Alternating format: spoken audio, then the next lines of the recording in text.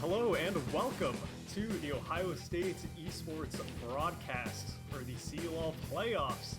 Joining me today is going to be Michael Ferrone, better known as Captain Narwhal, one of my buddies. How you doing, Michael? I'm doing all right. I'm excited to see this series. We got a best of 5 on our hands. We have the Ohio State University going up against University of Illinois at Urbana Champaign. Yeah, it's definitely going to be, so far, the longest series that we've had on this broadcast so far. It is going to be a best of 5, so we're in it for the long haul. And again, this is an important matchup, knowing that, this is playoffs. It's do or die now, and this is actually, where it all begins to see how far both of these teams can go.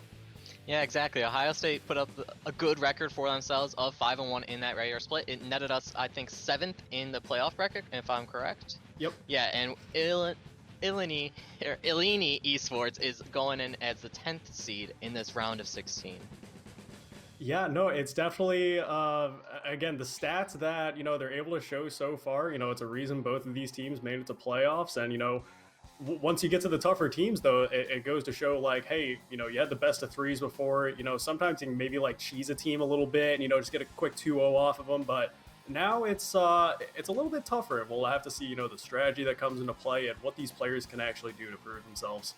Yeah, even with not just the strategy that they can initially bring in, but also the adaptability throughout the series, because 5 games is a long while. Like, not only being able to actually, like, keep a good mental, keep, like, good levels within your team, but also trying to adapt to what the enemy team is doing if you are falling behind at any point.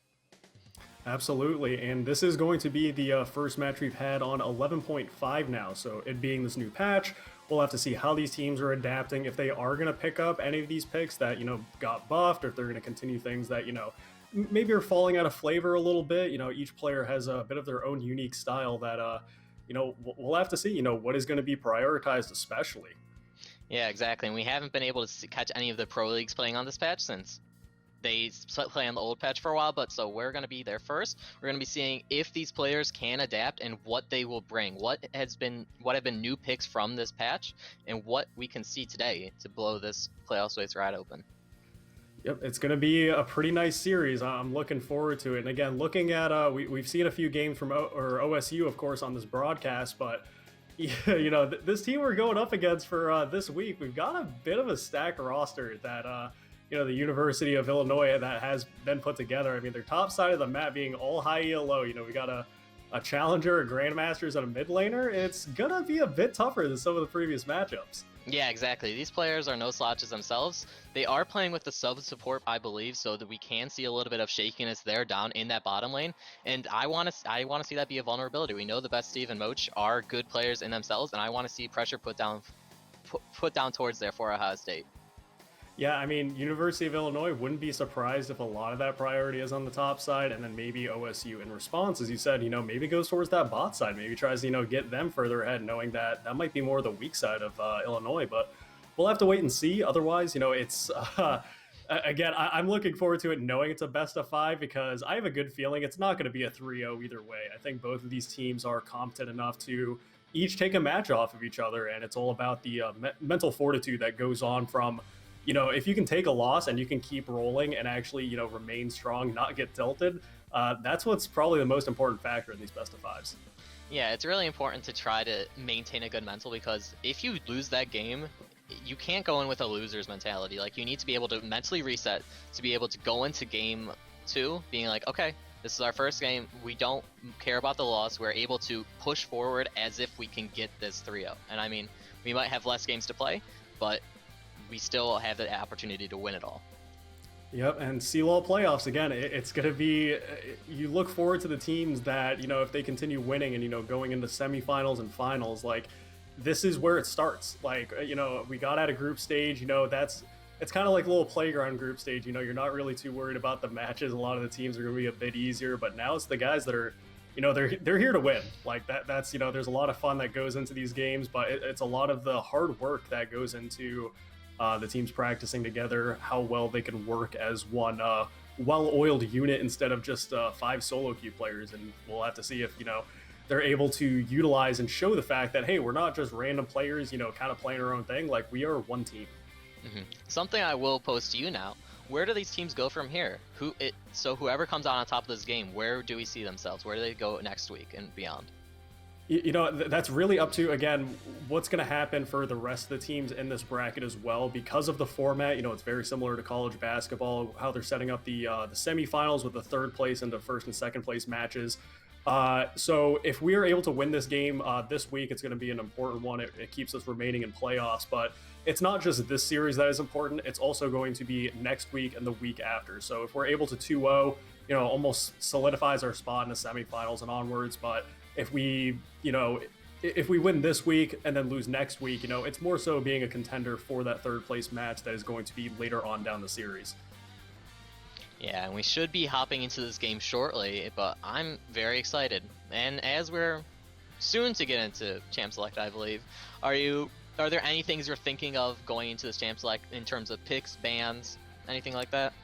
Well, you know, we take a look at the multis, and again, it's a little bit tougher to decide from OSU because I think they definitely have a lot more of a flexible champ pool. I think they're able to utilize a lot of different team compositions, but on the side of Illinois, we do see a couple players that have signature picks. I think one of the most notable ones to mention is going to be Quaker, knowing that he is he's a Challenger Darius player. That's pretty scary. I highly doubt we're going to see Darius even make it through draft, knowing that's going to be one of their biggest power picks up in the top side of the map.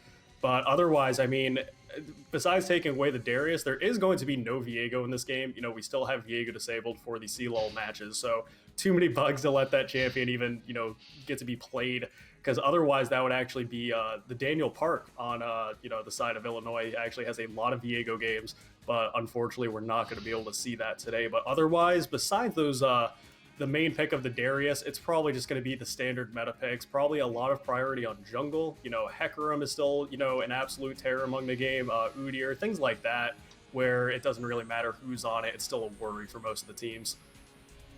Yeah, I was taking a look at Vanderill's channel today, the infamous League bug catcher, and seeing all these Viego bugs, with him being able to near teleport around the map with the Yuumi and just one-shot turrets. I think it's still a good thing that champions still banished to the Shadow Realms, banished to the Shadow Isles, not let out just yet, but that is taken away from the side of Alini Esports. I mean, the Daniel Park has put in 31 games of Viego this season. That's a lot of practice not be able to use. I'm sure they've been playing other champions within scrims, but for that solo queue practice, you're lacking that, definitely. Absolutely. And again, for a champion to have like just come out very recently and for it to be one of your most played, you can tell when it's one of these players, you know, as soon as a champion comes out, they're like, I like this. I'm going to take, this is mine now. But unfortunately, again, I don't really recall the last time a champion was like perma-disabled besides Viego. But again, him being such a unique champion with the different interactions that go on with those abilities, it doesn't surprise me that it's mostly Spaghetti Code putting it together. But nonetheless, the rest of... so otherwise, it's going to be, you know, probably a lot of the standard picks. I would assume bot lane, it's going to be the typical Kai'Sa Senna, if I had to take a guess. I mean, there's, again, with the patches that have gone on, there's been a little bit of things that have shaken up down the bot lane, but for the most part, it's the, you know, either the abusers of Kraken Slayer or percentage health damage champions that it doesn't matter how beefy someone is or how, like, usually the later on to the game it goes, the stronger they are, just the typical identity of an AD carry. But otherwise, again, the jungle meta, despite the jungle nerfs that were a couple patches ago, from what I have talked to with jungle mains and such, there's really not that much of a difference. I mean, you take, what, 20 to 30 gold away from someone's full clear, it's like, that's not really going to stop a potential 4-level difference of a jungle canyon. So it's going to be probably the same there. I'm still really interested, though. I think a lot of the significance on this match is going to be the top side of the map for both teams. I think that to be able to see Chenua, and I would probably say a little less working with Cyborg, more so with Inferno, with how they control the map, I would kind of want to see them roaming together in tandem. We've seen Cyborg play in a lot of these series, and he holds his own in top lane. Like, it is so amazing to see him skirmish back and forth. So I'm really interested to see how well he can hold up to Quaker, if he's actually able to, again, it's scary. Like, yeah, I mean, going into pick Van, like, it's interesting when sometimes people get shaken up by rank a little bit, and they're like, oh man, like, you know, this guy's a challenger top laner, like, oh, he's, you know, I believe he's actually rank 70 in NA right now, if I do have that correct. So, like, that's so, or excuse me, he's rank 88, I had to double check, but for someone to be like towards the top of the ladder, lane against them, like I might get a little shaky too. Yeah, I mean that at this point you just turn off your nameplates. Like we even heard it from pro players. Like seeing the person that you're going up against, like when ADCs will go up against double lift, like you just turn off your nameplates. You're just going against the champion. You don't have to worry about who you're facing, and hopefully we can see Ohio State have a little bit of mental fortitude and not be falling behind before the game even starts. And as we're getting into pick and bans here, we see Ohio State banning away the Tristana and Shen, and then we see Eleni Esports banning away the Galio and Thresh. Yeah, I'm a little more surprised by the Tristana, even though we have seen the flexibility of Tristana going into the solo lanes, typically mid lane. But in general, we have seen a lot of it because of Halo Blades, because of the kill potential the champion brings. It's a lot burstier than a lot of other AD carries, maybe one of the exceptions being Kaisa. But otherwise, I mean, from the side of Illinois, they're kind of worried about Inferno's, Galio playmaking around the map. They say we're not going to let you have that. Obviously, taking away the Udyr from Chenua, and more surprisingly for me is that they actually respect Moch enough to take away his Thresh. Yeah, and then as we're seeing these picks come out, we see first pick for the Seraphine for Illinois, and then we see Gragas and Hecarim being the response. And I think personally, Seraphine got touched a little bit this patch. She got nerfed a little bit with her node stealing less damage from her teammates, but I don't think enough. I think that champion's still broken. It's the kit, right? I mean, despite numbers, like a lot of these new champions, it's less of like, oh, it does so much damage. It's more like how it's doing damage or how it's actually enabling the team in fights and stuff like that. And that's Seraphine. Like you could probably, completely gut the champion with all of her numbers, but it's still the empowered W and ult is just so hard for teams to deal with. But to help them deal with that, OSU is actually picking up a pretty strong top side. They are picking up the Gragas for Cyborg, which is something we've seen him play many a times on this broadcast, as well as the Hecarim for Chenua versus Daniel Park's Olaf. So that's actually a pretty aggressive jungle matchup.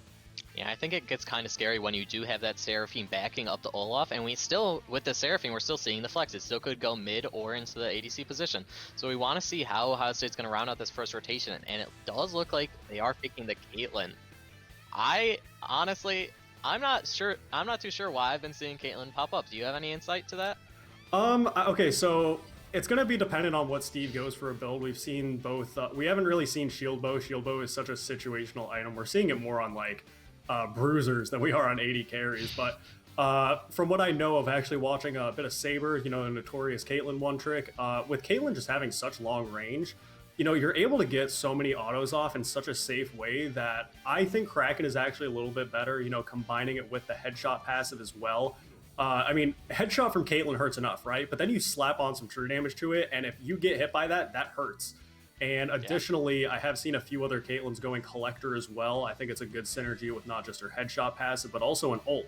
Like, that extra 5% execute damage on a Caitlyn ult makes a difference in picking off a couple of kills. So, it's nice to also have Caitlyn versus a Rel. There's a lot of distance for the Rel to close if she wants to jump on her. I personally love seeing Rel. I think it's a champion that I think most people will agree that it is pretty strong, but there are definitely some players that are better at it than others to really, enable a team. But otherwise, I mean, in the second ban phase, knowing that Illinois probably hasn't picked their AD yet, they took off Jin. They're not really sure where the Seraphine's going, but taking away Gnar as well. Grog is not wanting to have to deal with that. And then for Illinois, taking away Lucian and Alistar. Yeah, what's surprising to me is that Kaisa was actually completely left open. It does seem kind of scary looking into Ohio State's comp, but I think that definitely could be a pickup coming out from Illinois right here. But then I'm also interested to see what Cracker is going to pull out against the Gragas. I mean, we have the Gnar banned away, Darius and Shen, so the pool is getting a little bit pinched, and OSU Cyborg, if nothing else, he should be able to just play safely. So I want to see what Quacker is going to be able to pick to blow open this lane. If that's a Volibear lock-in, that will, again, we've seen Cyborg when it is a bit of a wet noodle fight up in the top side, if it's just tank versus tank. The funniest part is, it's not like they play passive in the lane or anything. They're constantly bopping each other. Like, it's actually so funny to watch. Like, nobody really dies, but it is both top players agreeing that, we're going to scrap a lot. We're not going to just farm this out. But a pick I also love seeing, and I'm actually surprised that the Seraphine did not go bot lane for Illinois. They actually pick up the Ashe versus Caitlyn Karma. Yeah, that's actually very interesting to me. I mean, looking into the comp of Ohio State, we do see that Echo locked in, so that additionally just makes playing this Ashe so much scarier. You have the Hecarim and Echo to dive in, backed up with the Karma shields. It gets pretty intimidating. A lot is placed onto you to try and survive that dive, especially for Ashe and Seraphine. I mean, look at Illinois though. You bring up the fantastic point again where there's so much dive coming out from OSU. Echo, Hecarim, with the Karma Mantra E, and I mean, sure, you got a little bit of appeal from the Seraphine, but more than likely, Rel is going to want to play more with the Olaf and Volibear of diving onto the front line of OSU. Which, guess what? That means Ashe is alone. So I'm going to take a guess and say that Bigger Noob, his job in this, like at least from my perspective, you throw an Ashe arrow and then you die. Like, that's kind of your role. Like, it's kind of like Sivir. It's got, Ashe, same thing. Like, you have one job. If you're able to pick someone off with the Enchanted Crystal Arrow, and maybe you can get a little DPS off, but in the end, I don't see Bigger Noob living in a lot of these fights. But it's going to be completely up to, how they utilize the Seraphine. Xeno may very well be the one to, solo keep the Ashe alive. It's cool to see Ashe. One of the builds I was actually watching... oh man, it was I believe the Brazilian league. Funny enough, there was an Ashe player that was going Kraken into PD, and for that 2-item spike, especially with the new Phantom Dancer, once you get to that 4 autos, you get that increased attack speed. Not only that, but having the Spectral Waltz, which is great on Ashe to go with her approach velocity.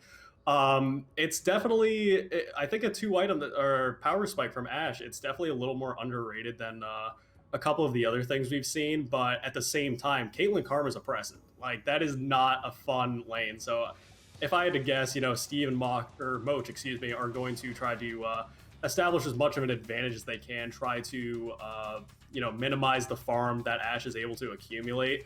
But at the same time, I mean, Carbon Dio, as I was talking about Rel, some Rel players are super aggro, like, will not let you have a second in lane, will constantly jump on you, constantly get those engages. So, we'll just have to see, and it also depends on where Daniel Park goes with the Olaf. Mm-hmm.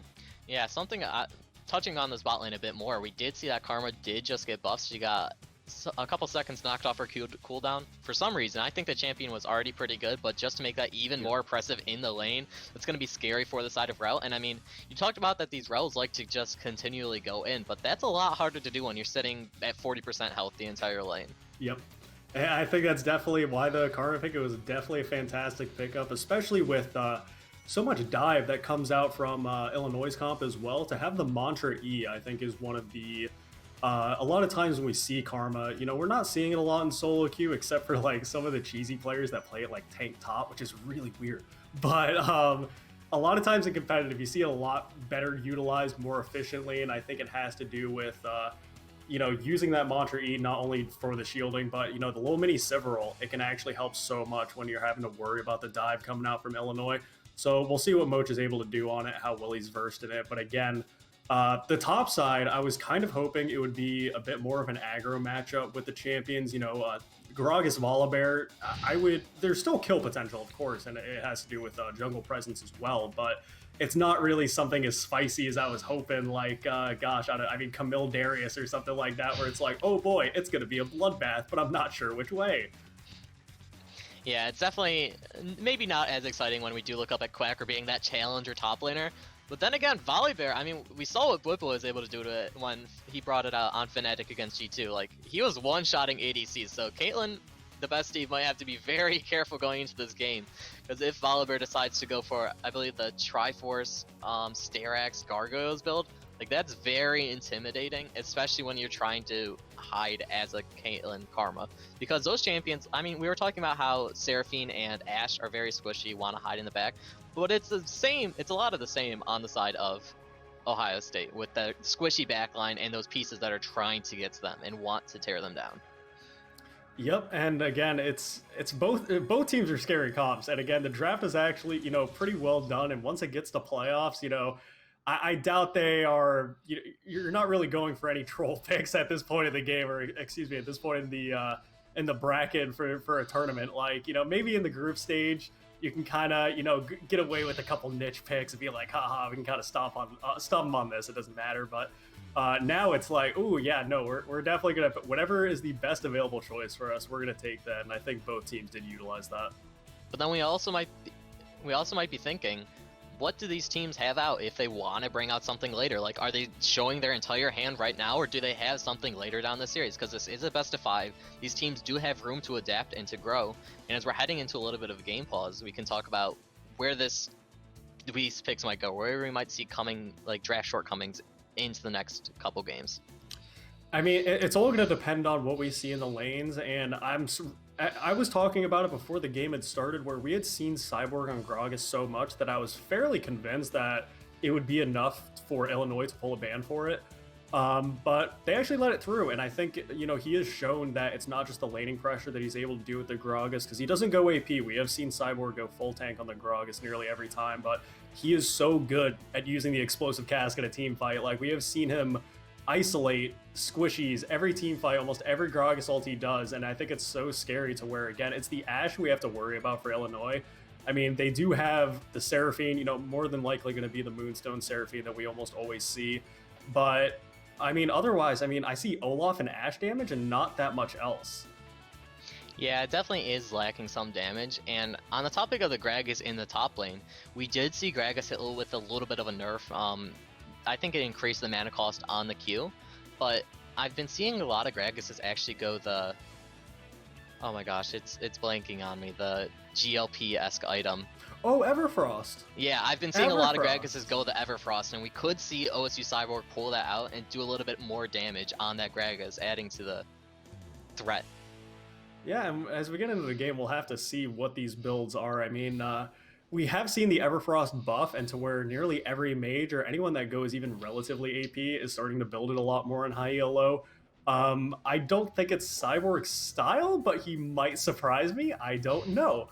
But yeah, I mean, otherwise, you talked about the Volibear doing a lot of damage as well. It's going to be up to, you know, it's so cool to see the itemization of the different players, because there's been a lot of variety, I would say, mainly for top and jungle. So, I mean, bot lane, you're usually seeing like the same typical, it's either for support if it's a tank. Nearly every support is going some sort of engaged tank with either Chem Tank or Locket. Most of the AD carries, it's either Gale Force or Kraken. But again, top and mid, it's a bit more weird, where it's like, oh yeah, it's kind of, we're going through the meta a little bit, and it keeps swapping up. But it could also, I mean, something I doubt it, and it, you know, with Quaker having the grasp, I doubt we're gonna see a Wizard Bear, because that would be cool, right? If we got to see like the full AP Wizard Bear to one-hit Steve, like, I would feel bad from an AD carry standpoint. Like, I know that pain, but I'd also kind of laugh. I don't know, maybe that's mean. I mean, no, it's definitely nice to see the AP Volibear pop some squishies, but at the end of the day, we will see these builds form as the game progresses. But right now we're just seeing a little bit of a 5-point, nothing too crazy right now. The team just defending their entrances, not wanting to do anything crazy, because remember, stakes are up there. Like, this is the playoffs. This is where you have to show up or shut up. I mean, you have 3 games to win. You have the blanket of 2 games, but you can't make too many mistakes.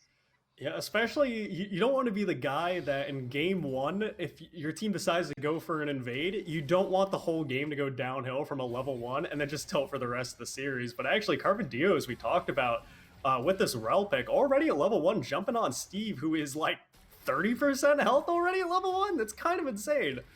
Yeah, that's a lot of damage coming out, good pressure being put down, and if we look across the board, all 3 of these Eleni esports lanes are getting pushed in. They're being able to push out. I mean, now it looks like Ohio State's been able to push in that bot lane, but still a lot of pressure being put in all of these 3 lanes. Yeah, we'll have to see. You know, I mean, it's scary to think that, again, already at, you know, 2 minutes into the game, for Steve to have been taken down so low. I think it says a lot about the bot lane that Eleni Esports are trying to set up, to where it doesn't matter that, you know, when you look at the rosters of teams, right, and especially when there's one stronger side than the other, you may try to make the assumption that, like, oh, this bot lane, you know, they're probably the weakest side. They want to play a little bit more passive, maybe let the top side of the map get a bit more rolling. But they're actually showing, like, hey, no, it doesn't matter, like, you know, who we may prioritize. We'll still scrap with you bot lane. Mm-hmm. That's important to see. Something I do want to bring up as we're looking to the mid play right now. Ooh, Inferno, actually, man, not a person that's unfamiliar with scraps himself there. He actually does have both teleport and ignite, so I think he is looking for that solo kill pressure on the Seraphine, but yeah, not exactly. quite going to get it yet. That's what I wanted to bring up. We see the teleport ignite coming out from Inferno, and I mean, we came in this Infernal Echo as a quantity that we knew of. This is not a surprise that should be coming out to Lilini. I mean, this is Inferno's most played champ. This is something he's very comfortable on, and picking it into the Seraphine, something that he has the opportunity to blow up. It's surprising to me that this was able to get through. It is to me as well. I mean, we've seen him in previous games where he has been a menace on Echo, like honestly horrifying to where, he loves to just constantly die on that backline. He utilizes the chrono shift very well to actually, get to the backline, do as much damage as he can, goes back, and then will continue to fight.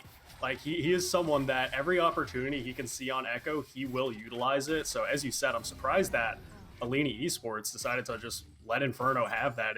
I mean, he is definitely a versatile player to where he can pick up a lot of different things, but really, you're going to let him have Echo? Yeah, it's definitely impressive to see, but hey, they might have something they can do around it. They might know how to play around this champion, and so it might just be not something they're not worried about at all coming into the series. We see Daniel Park poking his head around that top lane, but nothing too much to come of it, just trading for the Scuttle Crab. But overall, game's still very, very even. Yeah, I mean, for most of these lanes, we're going to see actually Steve and Moat right now trying to utilize the range of this Caitlyn Karma. It's so obnoxious to have to deal with, and even though we did see a bit of aggression from Bigger Noob and Dio, we're starting to see the poke of the long-range bot lane now actually coming into play. Yeah, this bot lane is very impressive, and as Ashe without much sustain, they did bring the Biscuits into the lane, but it's still, you're not having a great time, and now it looks like Ohio State is setting up his dive, 4-man dive in the bot lane.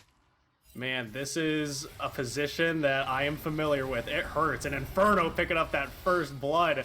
Ashe actually, Bigger Noob trying to pick up Steve, is going to burn the heal with, oh my goodness, sub 10 health. Bigger Noob could have had the 1-for-1, taking that away, but it was so close, and again, that 4-man dive, only really a 3-man dive as Inferno just had to pick off Carbon Dio, but the flash coming up for Bigger Noob, the heal to get the movement speed, and the auto attack is going to take out the best Steve as Bigger Noob picks up his first kill at the game with the cost of his 2 summoner spells.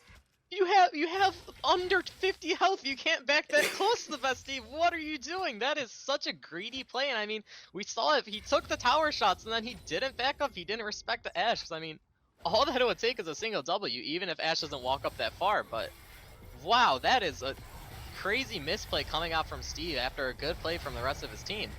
I thought that was troll for a second. Like, I saw an Ashe flash and board, I'm like, this guy is trolling. This guy is hard griefing. And he actually picked, I cannot believe that. Like, I'm going to pull a D-Man cosplay because I do not believe that I had to watch that. Yeah, it's definitely not something you like to see as Ohio State. But, I mean, kills equalize across the board, just a small gold lead for Illinois. But nothing too much to worry about yet.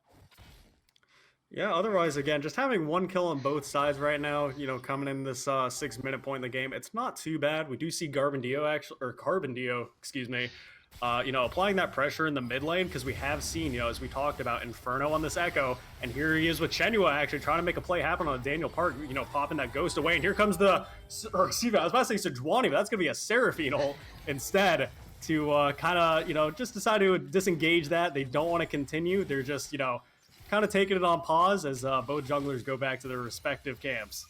Yeah, that was a little bit of a greedy play coming out from the Daniel Park. He walks up when he knows Echo is there, and it looks like we're getting into that pause that we heard about, I believe. I think this should be the same one, but...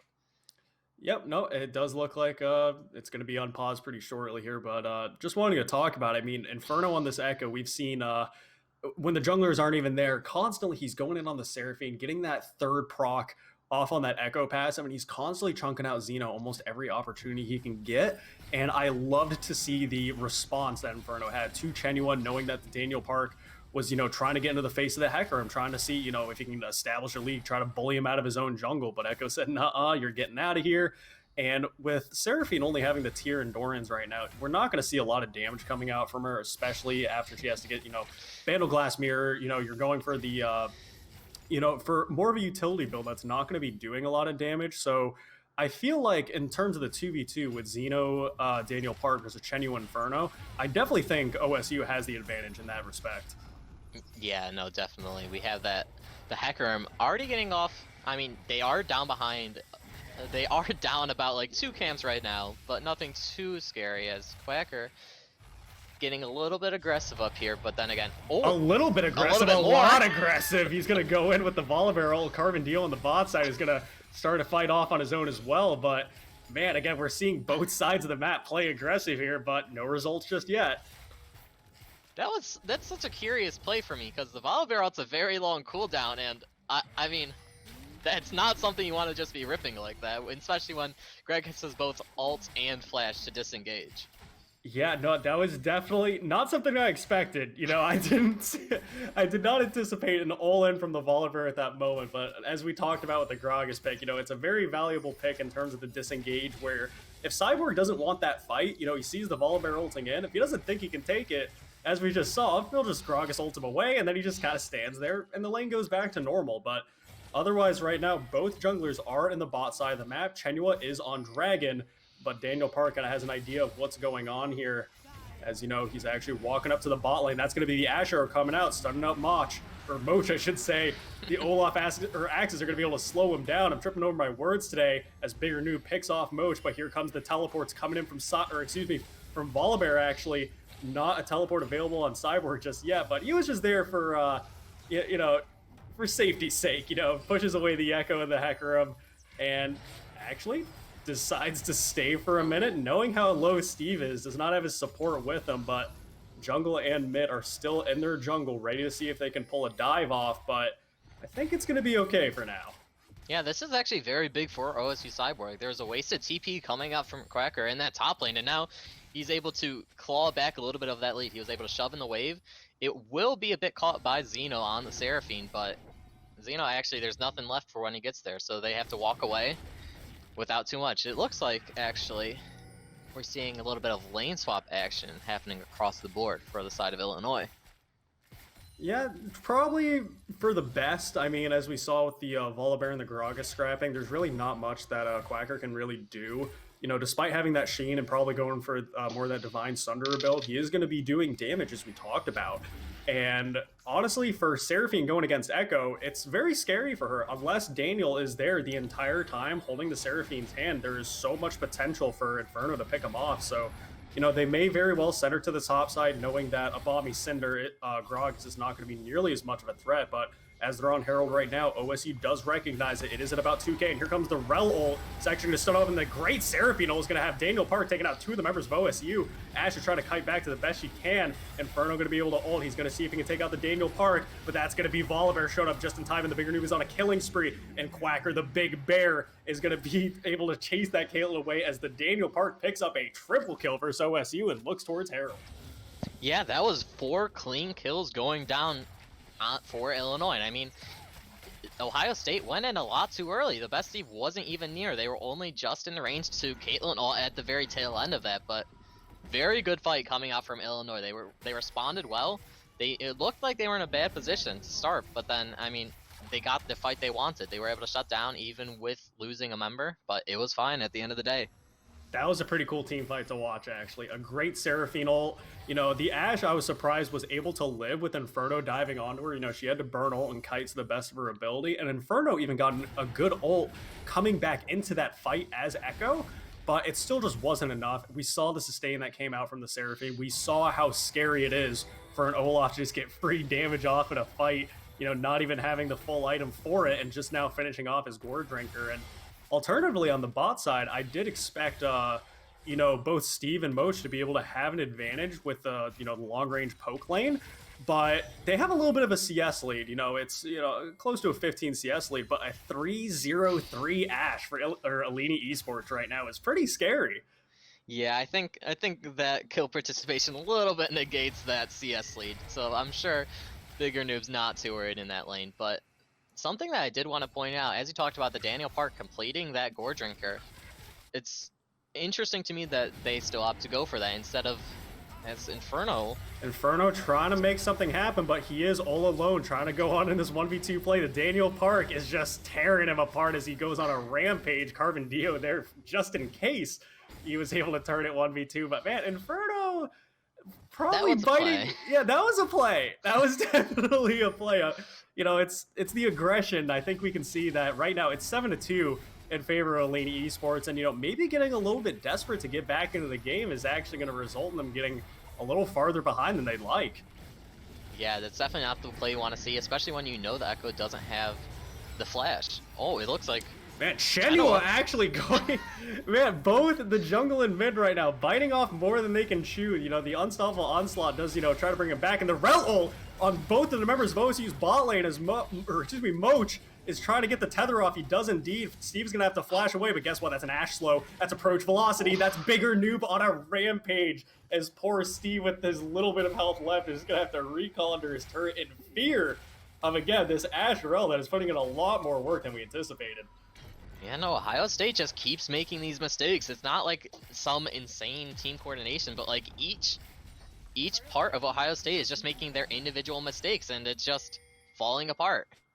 It's falling apart a lot more quickly than it really should. Again, maybe towards the later on into the game with these team fights, I could definitely see, you know, an Olaf, a Rel, an Ashe, you know, maybe winning these fights a bit more against the comp of OSU, but this early on, I don't think it should be happening to where Alini has a 4K gold lead as Inferno now trying to make it a little bit lower as Mochi gets the slow off on a Xeno. He's so very low, he doesn't have the ult available, and now he does. He gets two members of OSU, he's gonna fall. Carbon Dio trying to see if he can stun up the members for Daniel Park to arrive just in time, and now he is dominating. Chenhua is here. Olaf's gonna have to run away. Carbon Dio is still here. He's actually gonna get a nice pullback on the side where he's not gonna be able to get the Daniel Park, and that's gonna be a great Gragas ult to bring that Rel back into the team as Inferno manages to be 4-2 now, trying to pick up a bit more of a lead. The bigger noob is here with Daniel Park. Cyborg understands what is happening here, and he's going to remain just on this side as they see if they can go for the second dragon of the game.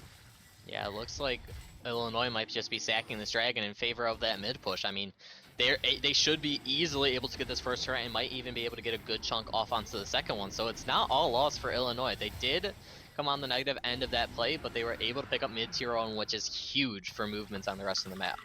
It's what you can open up, right? Especially having, you know, the second dragon on the board working towards that soul point. It is going to be an Infernal Soul.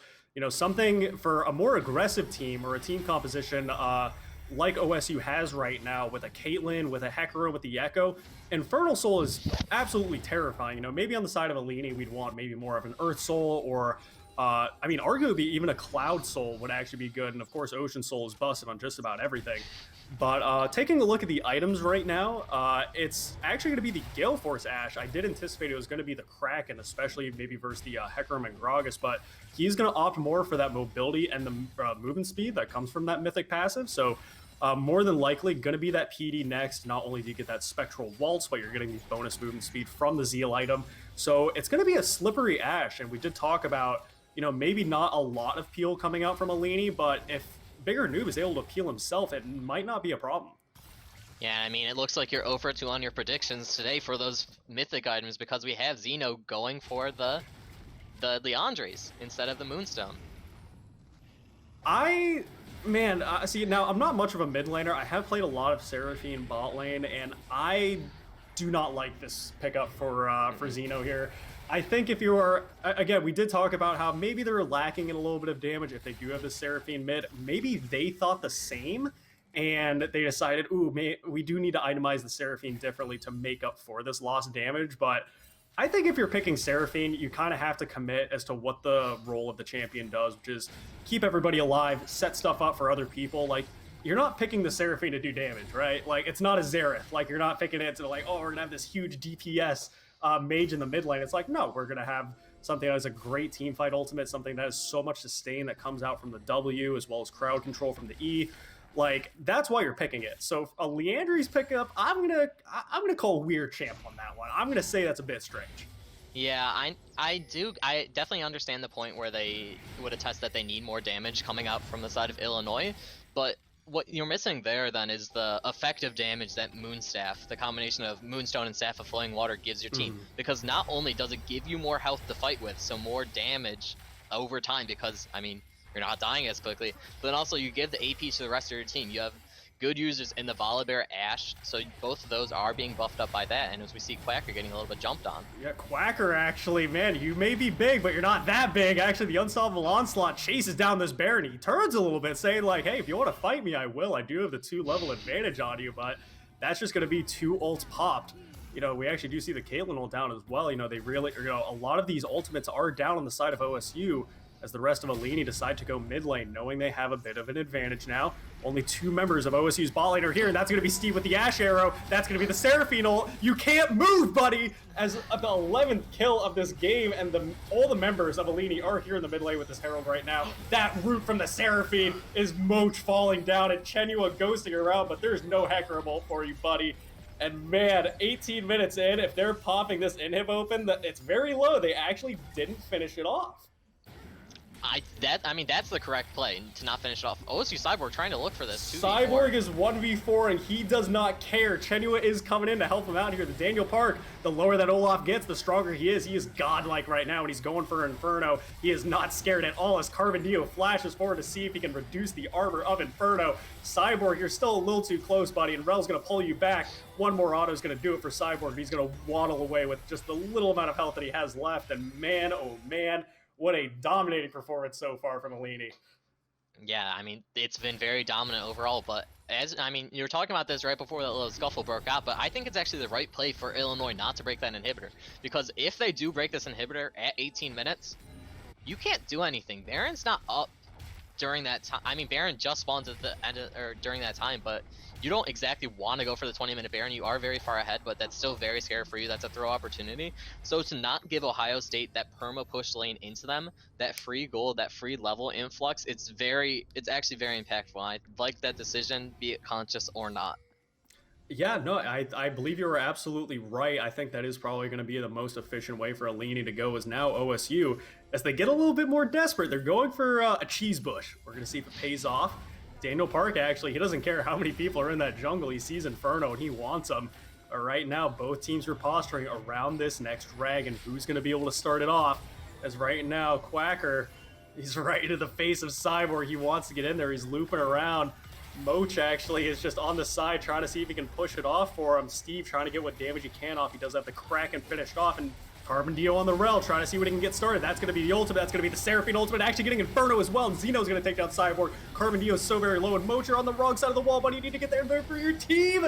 That's Chenua falling. It's a double kill for the Daniel Park. Inferno is able to live with Moach here on the side, but that's going to be the third dragon. Not going to be going over to OSU this time, delaying that soul as Alini Esports pick up their first dragon of the game. Yeah, Illinois, very, very clean game from everyone across the board. There hasn't been any slip-ups. They made, I guess you couldn't even call it much of a mistake, but they got Dove level 1. There's some Dove early in the bot lane, but really, overall, very few mistakes, very clean game, and just very strong performance coming out from Illinois in this game 1. There's a lot more kills in this game than I anticipated. A total of 20 kills in 20 minutes is a little bit faster paced than I would have imagined this game to go. And it's really hurting for the side of OSU right now. All the kills are on Inferno. He does have the Proto Belt finished, and strangely enough, going for a Nashers as well as his next item, as over on the other side, Zeno actually finishing off the Cosmic Drive after Leandry. So not only the movement speed coming in, but a lot of CDR, or I guess ability haste now, I should say, that's going to be coming out from the Seraphine. I really wish I could check how much the Leandry's has done, because I'm wondering how efficient that is. It's still kind of confusing me as I look at it, but probably one of the other pieces of itemization that's kind of making me turn my head a bit, even though I understand it and I like it, is Moach going for the first item of Kales. Yeah, it makes sense when looking at the Ash Arrow and just the overall pick potential with that Seraphine ult as well. So you just try to save your teammate there, but it's still, it feels really bad if you are Moach this game, because you're going to be stuck at that one, and I bet this game would finish before they get even close to finishing that mythic item. So it's definitely doesn't feel great overall, but I agree with you. I would like to see how effective this Leandry's has been, and I feel that it's a big part, like the healing coming up from Zeno and the Daniel Park is just a huge part of their success. We only see the one Grievous Wound item coming out from the best Steve, but it's hard for the Caitlyn to apply that very rapidly to everyone. So they still have the mid inhib open for the side of Alini right now, but right now, we're seeing the siege bot lane. Steve actually taking so much damage despite how far back he is. They are going to be able to get this inner bot lane turret. So, going up to this bot lane, or, do we see maybe going for this bot lane inhibitor transitioning to mid, or what do you think's going on for Alini? I mean, I think they definitely just try to push this out. Their mid lane is still pushed to the middle, so I would hope that they send someone over to at least catch that so they have the minions going over, but it looks like they just might be fronting on it anyways without the minions. As their wave, it looks to be, yeah, it looks to just be pushing for them, so they're not even going to worry about getting back, but they're going to be pushing both the mid and bot simultaneously to try to get down 2 inhibs. Yeah, not only does Alini have Baron right now, but there is not allowed a lot of wave clear coming out from OSU. So it's so hard when Alini are setting up these sieges. You know, what do you even do right now? You still only have the one item Caitlyn. He's not able to get that much poke off. They do take the bot lane inhibitor as well as the mid lane one. So right now, they're in such a good spot. Top wave is also pushing as we see the rotation right up the top side as well. And right now there is a 10k gold lead almost in favor of Illinois. Yeah, I mean, at this point, if you're Ohio State, the most important thing for you to do this game, even if there's a chance that you could come back, it's to preserve your mental and be able to play game 2 like this didn't happen. I mean, this is a stomp from what we see it. You just need to be able to mental reset and just don't tilt. Like, yeah, game 1 didn't happen, boys. We don't worry about this. That was just a warm-up match. That's all it is. You know, and I agree. I think that's like the best way you can see this match right now is Alini are sieging up the last inhibitor up on the top side, and a 3-man Rel ult is gonna wipe out OSU as Olaf picks up the triple kill, and the 3 members of OSU just disappear out of the game. Where did they go? Yeah, this is Rel is the new Rakan in just being an insane engage as the support, and it looks like our game is ending here. It is ending. Sure, yeah, I'm sure Illinois picks up the win right here. They get to be 1-0 in this series. I mean, like I was saying before, it's just a very dominant performance from them. That was not, you know, it was definitely a dominating performance, but that last Rel was heartbreaking. That really, really hurt. Like, you know, we're talking about like, hey, you know, OSU, you know, this game didn't happen, you know, it's a bit of a rough one. We come back later in the series, and then to have that Rel happen on you, like, I tell coach, like, man, I need a 5-minute breather. I need to reset this one. Hopefully OSU is able to do that and, you know, come back in the second game, because for a game 1 performance, you know, University of Illinois are definitely showing up this time. Yeah, it's definitely a very impressive performance across the board. No member of Illinois was slacking this game. They all came ready to play. Maybe Ohio State didn't. Maybe this was the warm-up game. As we're looking at the scoreboard, Daniel Park obviously is my MVP for this game. 12-0-5 on that Olaf, just putting in so much work. Doubling the gold of Genoa this game.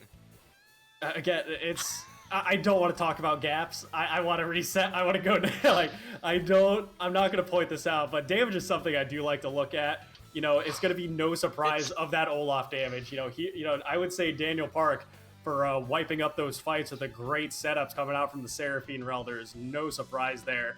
And, you know, Inferno having the top of OSU, where, again, he was trying to make things happen. He's trying to get plays going. He was the only one with the kills and a lot of the gold for OSU, but not able to pull it off for game 1, so we'll just have to see what they do in game 2.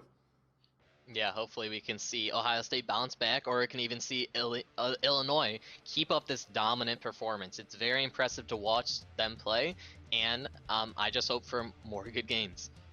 As do I. So we're going to take it to a quick 5-minute break. So coming up next is going to be game 2 of the Ohio State University versus University of Illinois at Urbana Champaign. So for those watching, don't go anywhere. We still got the rest of the series to go.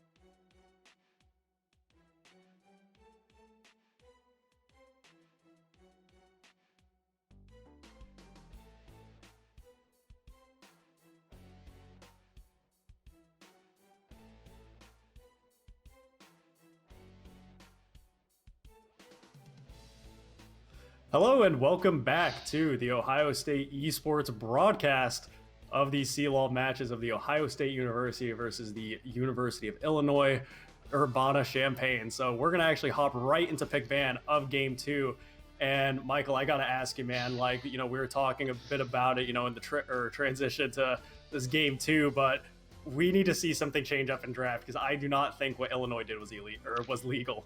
Yeah, I mean, I feel like giving away both the Rel and the Seraphine makes it very hard to play, because, I mean, we did get Inferno on his Echo, but having that into Rel Seraphine, it's nigh unplayable. I mean, it's so hard for you to do. We do see that teams are remaining on the same side, so nothing is changing up there, but, I mean, Ohio State must think they know better. They think they know something else this game. We might see, I'd hope for a Seraphine ban coming up from Ohio State, but we'll sure see.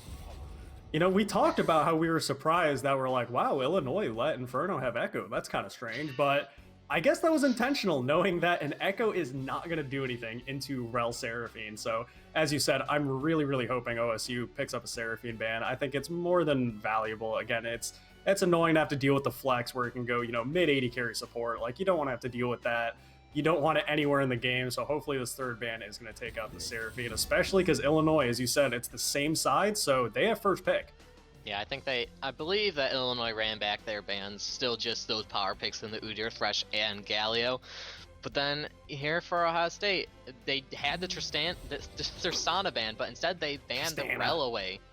But we still see this. I mean, if I was Illinois, this is my Seraphine again, and there it is. Oh my goodness, I'm not liking it, man. I love my boys on the main roster at OSU. I love them all. I think they're all fantastic players. I do love Shubin. I think he's just a fantastic, Shubin and McDougal. But my man, we're inting a draft here, letting Seraphine through. But nonetheless, they know better than I do. We're gonna see. The cool thing is though, they picked a game 1. They saw what they did with it. Maybe they've got a good response to it this time. Yeah, we did see that. It opted to go the Moonstone, or not the Moonstone build, rather. It went the Leandri's build. We are seeing the Echo brought into it.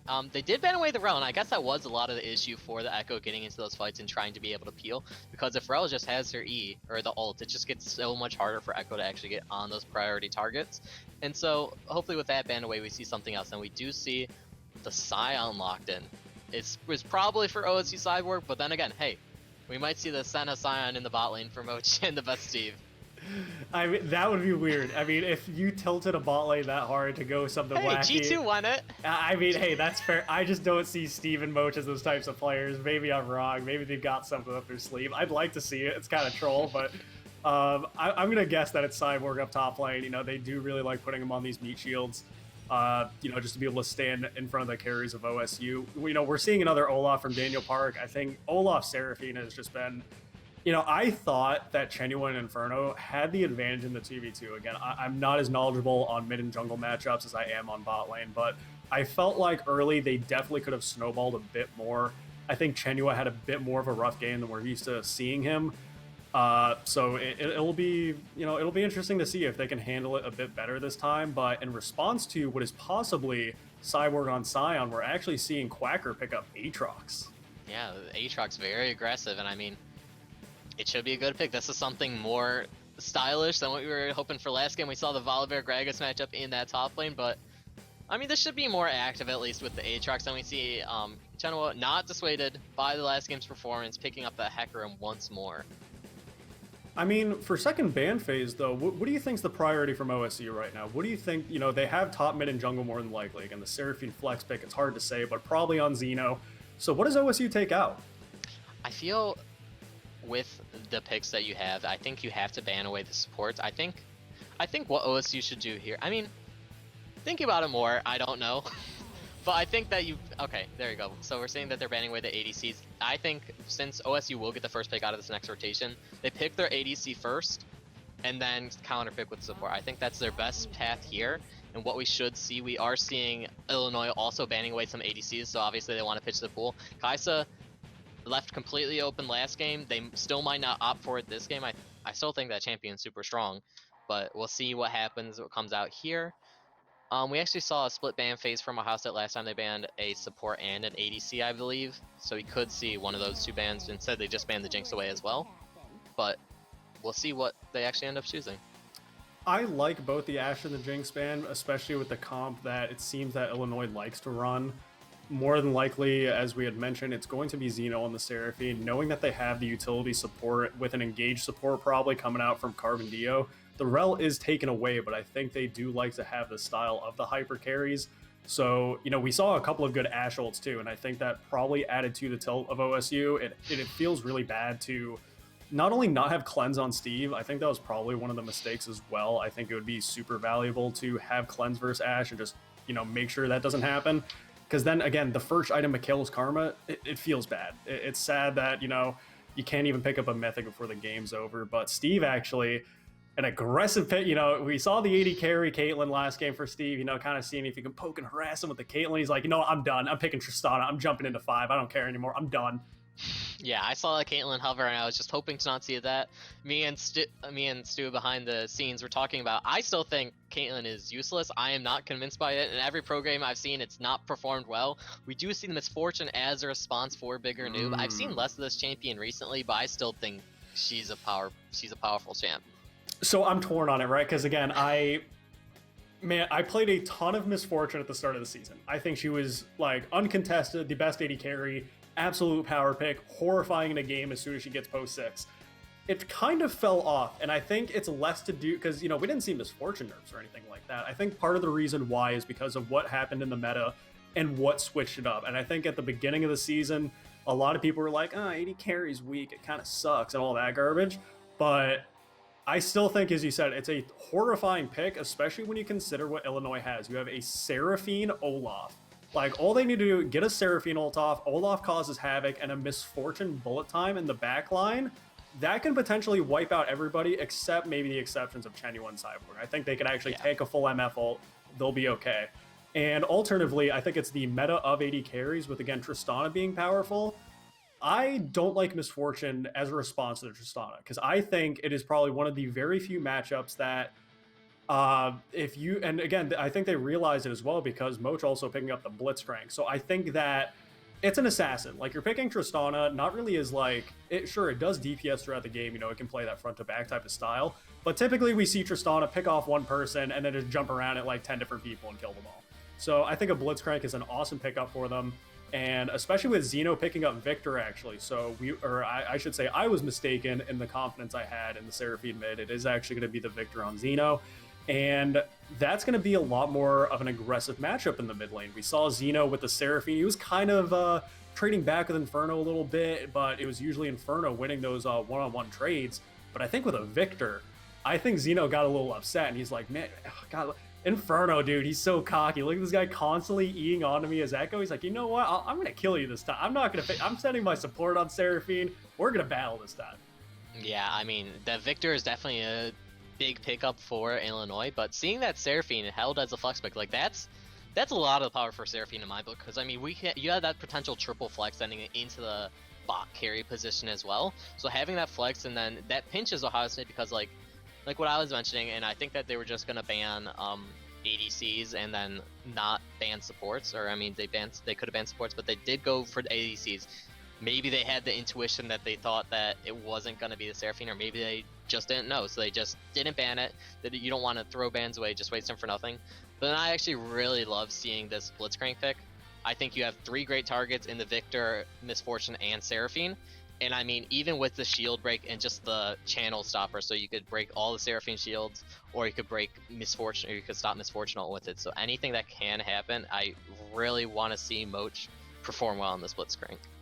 It's pretty weird in the bot lane. Like, season 11's wacky, right? There's never a time like if you told me even 6 months ago, if you were like, hey dude, Jinx is gonna be like one of the most highly contested 80 carries, like pick ban worthy, I'd be like, what? And then you're like, oh yeah, and then it's only gonna be like hook champions and supports, and I'd be like, what?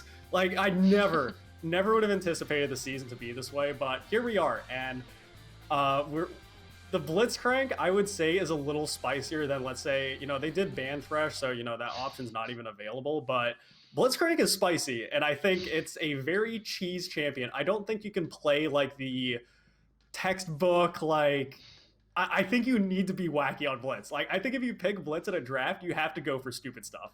Yeah. And I mean, from Moch this game, he was on the Karma last game, but I want to see him moving around because, I mean, from just G2 last week, I believe, I mean, Mickey X on Blitzcrank, he literally just lived mid. Reckless was bot by himself. Steve can be bot by himself. He's Tristani. He has that jump away. It's a Seraphine misfortune. There's not too much you have to be worried about. So if Moch is able to make plays on the rest of the map and is able to advance his team, then, I mean, you don't fall into the same pitfalls of you have the hyper scaling mid laner and you have the Olaf getting ahead. Because if you're able to shut down these lanes, shut down these parts so the Olaf can't just free scale the same, I mean, you should be able to go a lot better. So I'm placing a high importance on Moch's performance. What I remember Moch with, or Moch for, I should say, rather, with the games we've seen him on, he's a playmaker, dude. Like, this guy, especially on Rel, and I think, you know, I would even give Carbon Dio credit from last game too, a fantastic Rel performance. But from what I know of Moch, he's good. He's so good at like setting up the plays for the team, and that's why I was a little upset when I saw him on Carbon last game. Like, oh, that's kind of boring. Like, that's not exactly fun. But now seeing him on Blitz, it's like, oh boy. And you know, we saw a bit of synergy with Inferno and Chenua last game, as we should see out of a mid jungle. But now, as you just had mentioned, I think is the correct call for OSU is that you have this Blitzcrank live elsewhere. You know, at least from the experience on my team for Academy on OSU, where, you know, we're picking Blitz, like, as you said, it's going to be Steve, like, just living by himself bot lane, you know, picking up what farm he can. There's not a lot of kill potential coming out from Illinois' bot lane until post 6 with the bullet time and Seraphine ult. But I think for now it's okay. I think he can farm it out.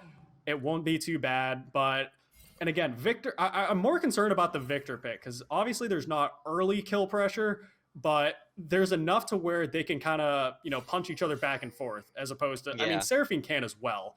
But Moch right now actually might go fishing.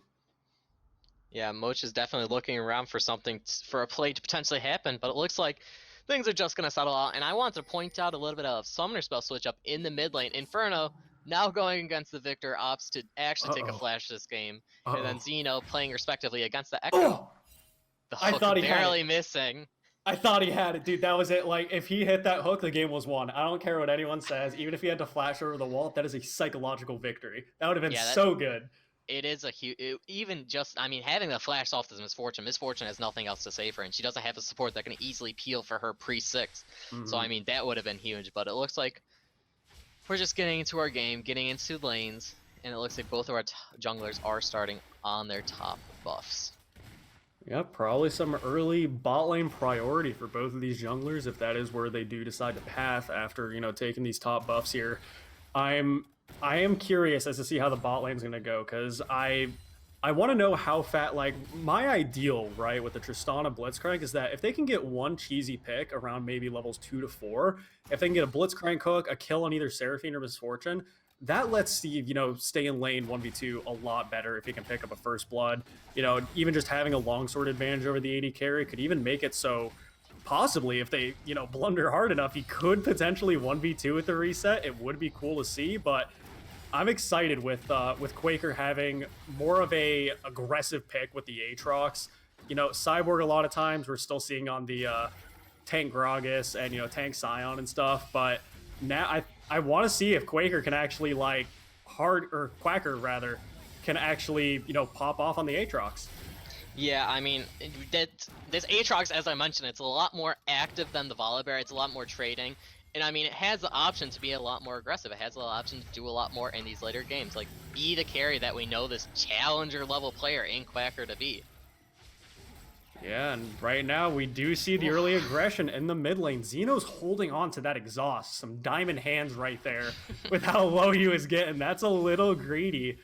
But, you know, taken down so low. And again, right now, Inferno, it's this back and forth. And I would say Echo definitely has the, not the priority rather, but the advantage with how much damage he does. Unless he takes a turret shot, he's going to have to flash away. And Xeno, one more auto is going to be him getting first blood. But right now, down on the bot side, the Daniel Park chasing out Steve and Moch here. Hecarim is around the side. The hook goes a bit wide, but now, oh man, Inferno, I can see the tilt. I can see him going for these plays, and that death hurts bad.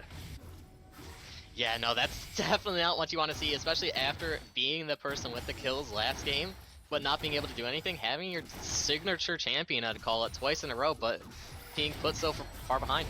Here we go, Moch, picking up that first hook of the game. Actually, Steve gonna be jumping under tower. He's gonna get exhausted, not a lot of damage, and he's taking a turret shot just like Inferno did, and he's so very low. Carbon Dio actually doing a lot of damage with those Seraphine autos after Misfortune had pressed the attack, and that Q could have been really spicy if it bounced off the Blitz into the Triss, but nothing gonna happen just yet, and it's still just 1 kill advantage over to the side of Illinois.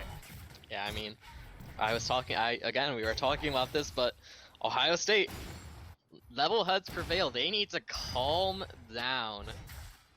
They need to just play like they know how to play. I mean, these aggressive plays, they want to make something happen because they feel like they're behind. I mean, you lost the first kill, but you don't need to make these plays like to throw away the entire game for that.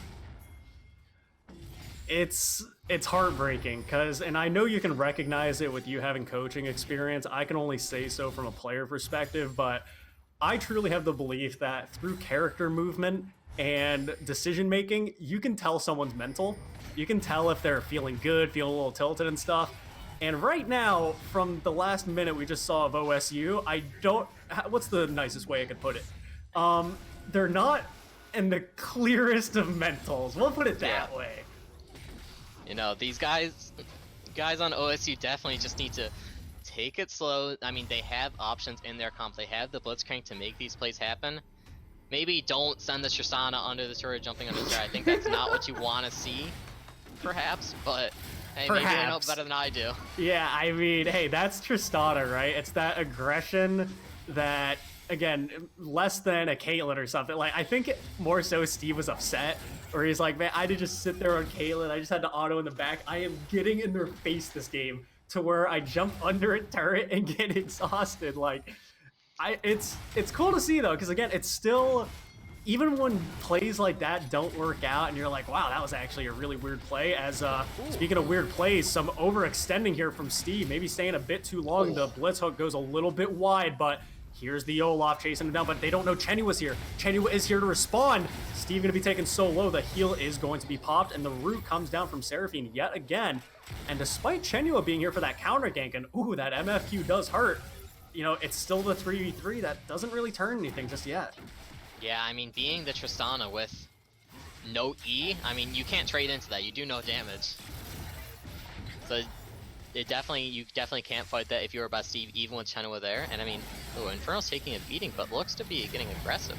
He doesn't care, knowing he has that ultimate, or excuse me, the ultimate is not available. It is now. He just leveled it. I was about to say, where is it? There it is, but he's can't really continue that fight, but you know, it's getting close. And again, this is kind of what I expected out of this matchup, is that, you know, both of these mid laners are going to play aggressive. I would say that Victor has the advantage of scaling a lot harder than the Echo does, but, you know, it's these fights back and forth. But so far, I mean, Xeno is definitely the victor of these, no pun intended, where, you know, he's up about 10 CS, and not only that, but having the kill advantage as well, to where I think, you know, it's hard for Inferno to capitalize on this, and I think it's going to be up to him going elsewhere on the map.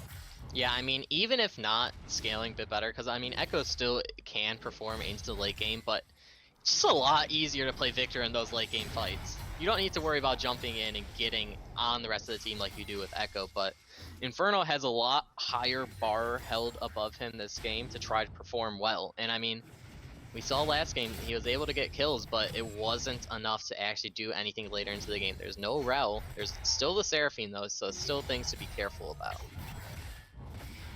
Here's the play. Do you see, like, this wet noodle fight up here?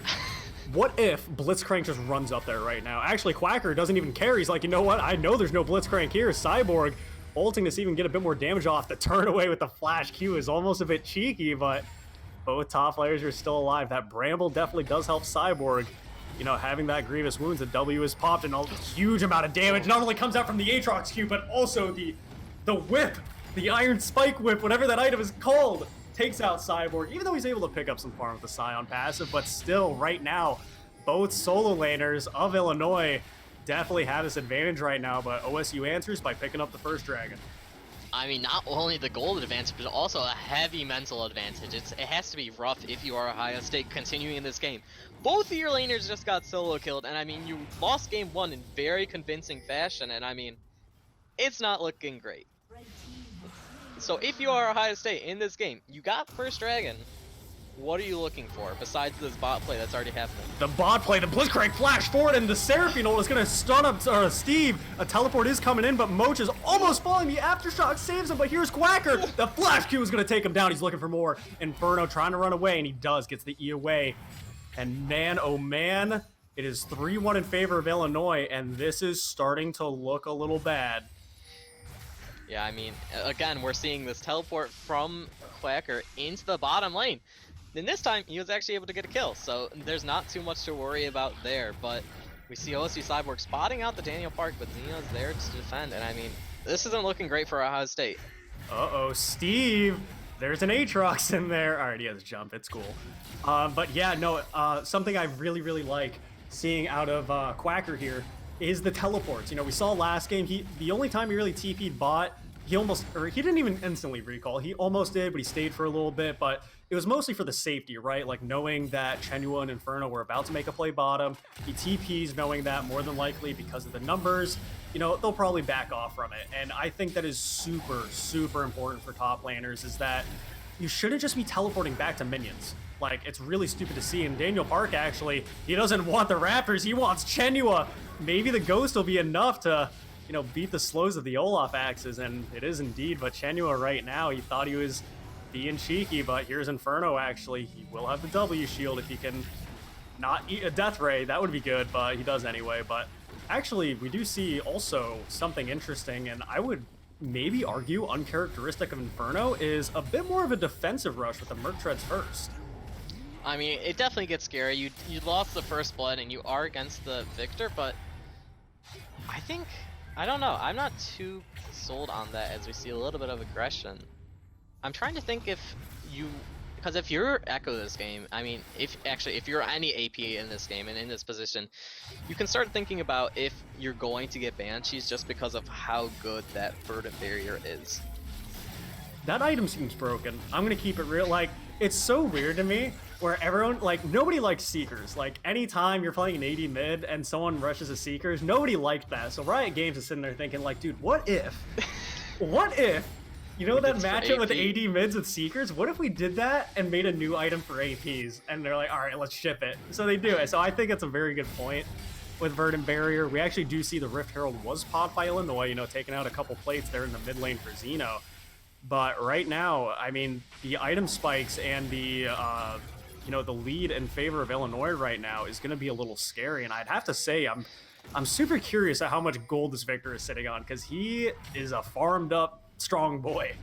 Uh-oh, something that I want to point out. I mean, we were talking about how you want to see Moach moving around, but looks like Illinois might have done the same. Ah, man, he beat you in your own game, Moach. That's going to be eating every skill shot in the book. Gets stunned up by the Victor. Gets Seraphine ulted for good measure, just in case he made it out somehow. But, like, wow, that feels really bad. We're getting bush cheese, but Inferno and Chenua are here. The Steve, they're actually squishing them into this little spot here.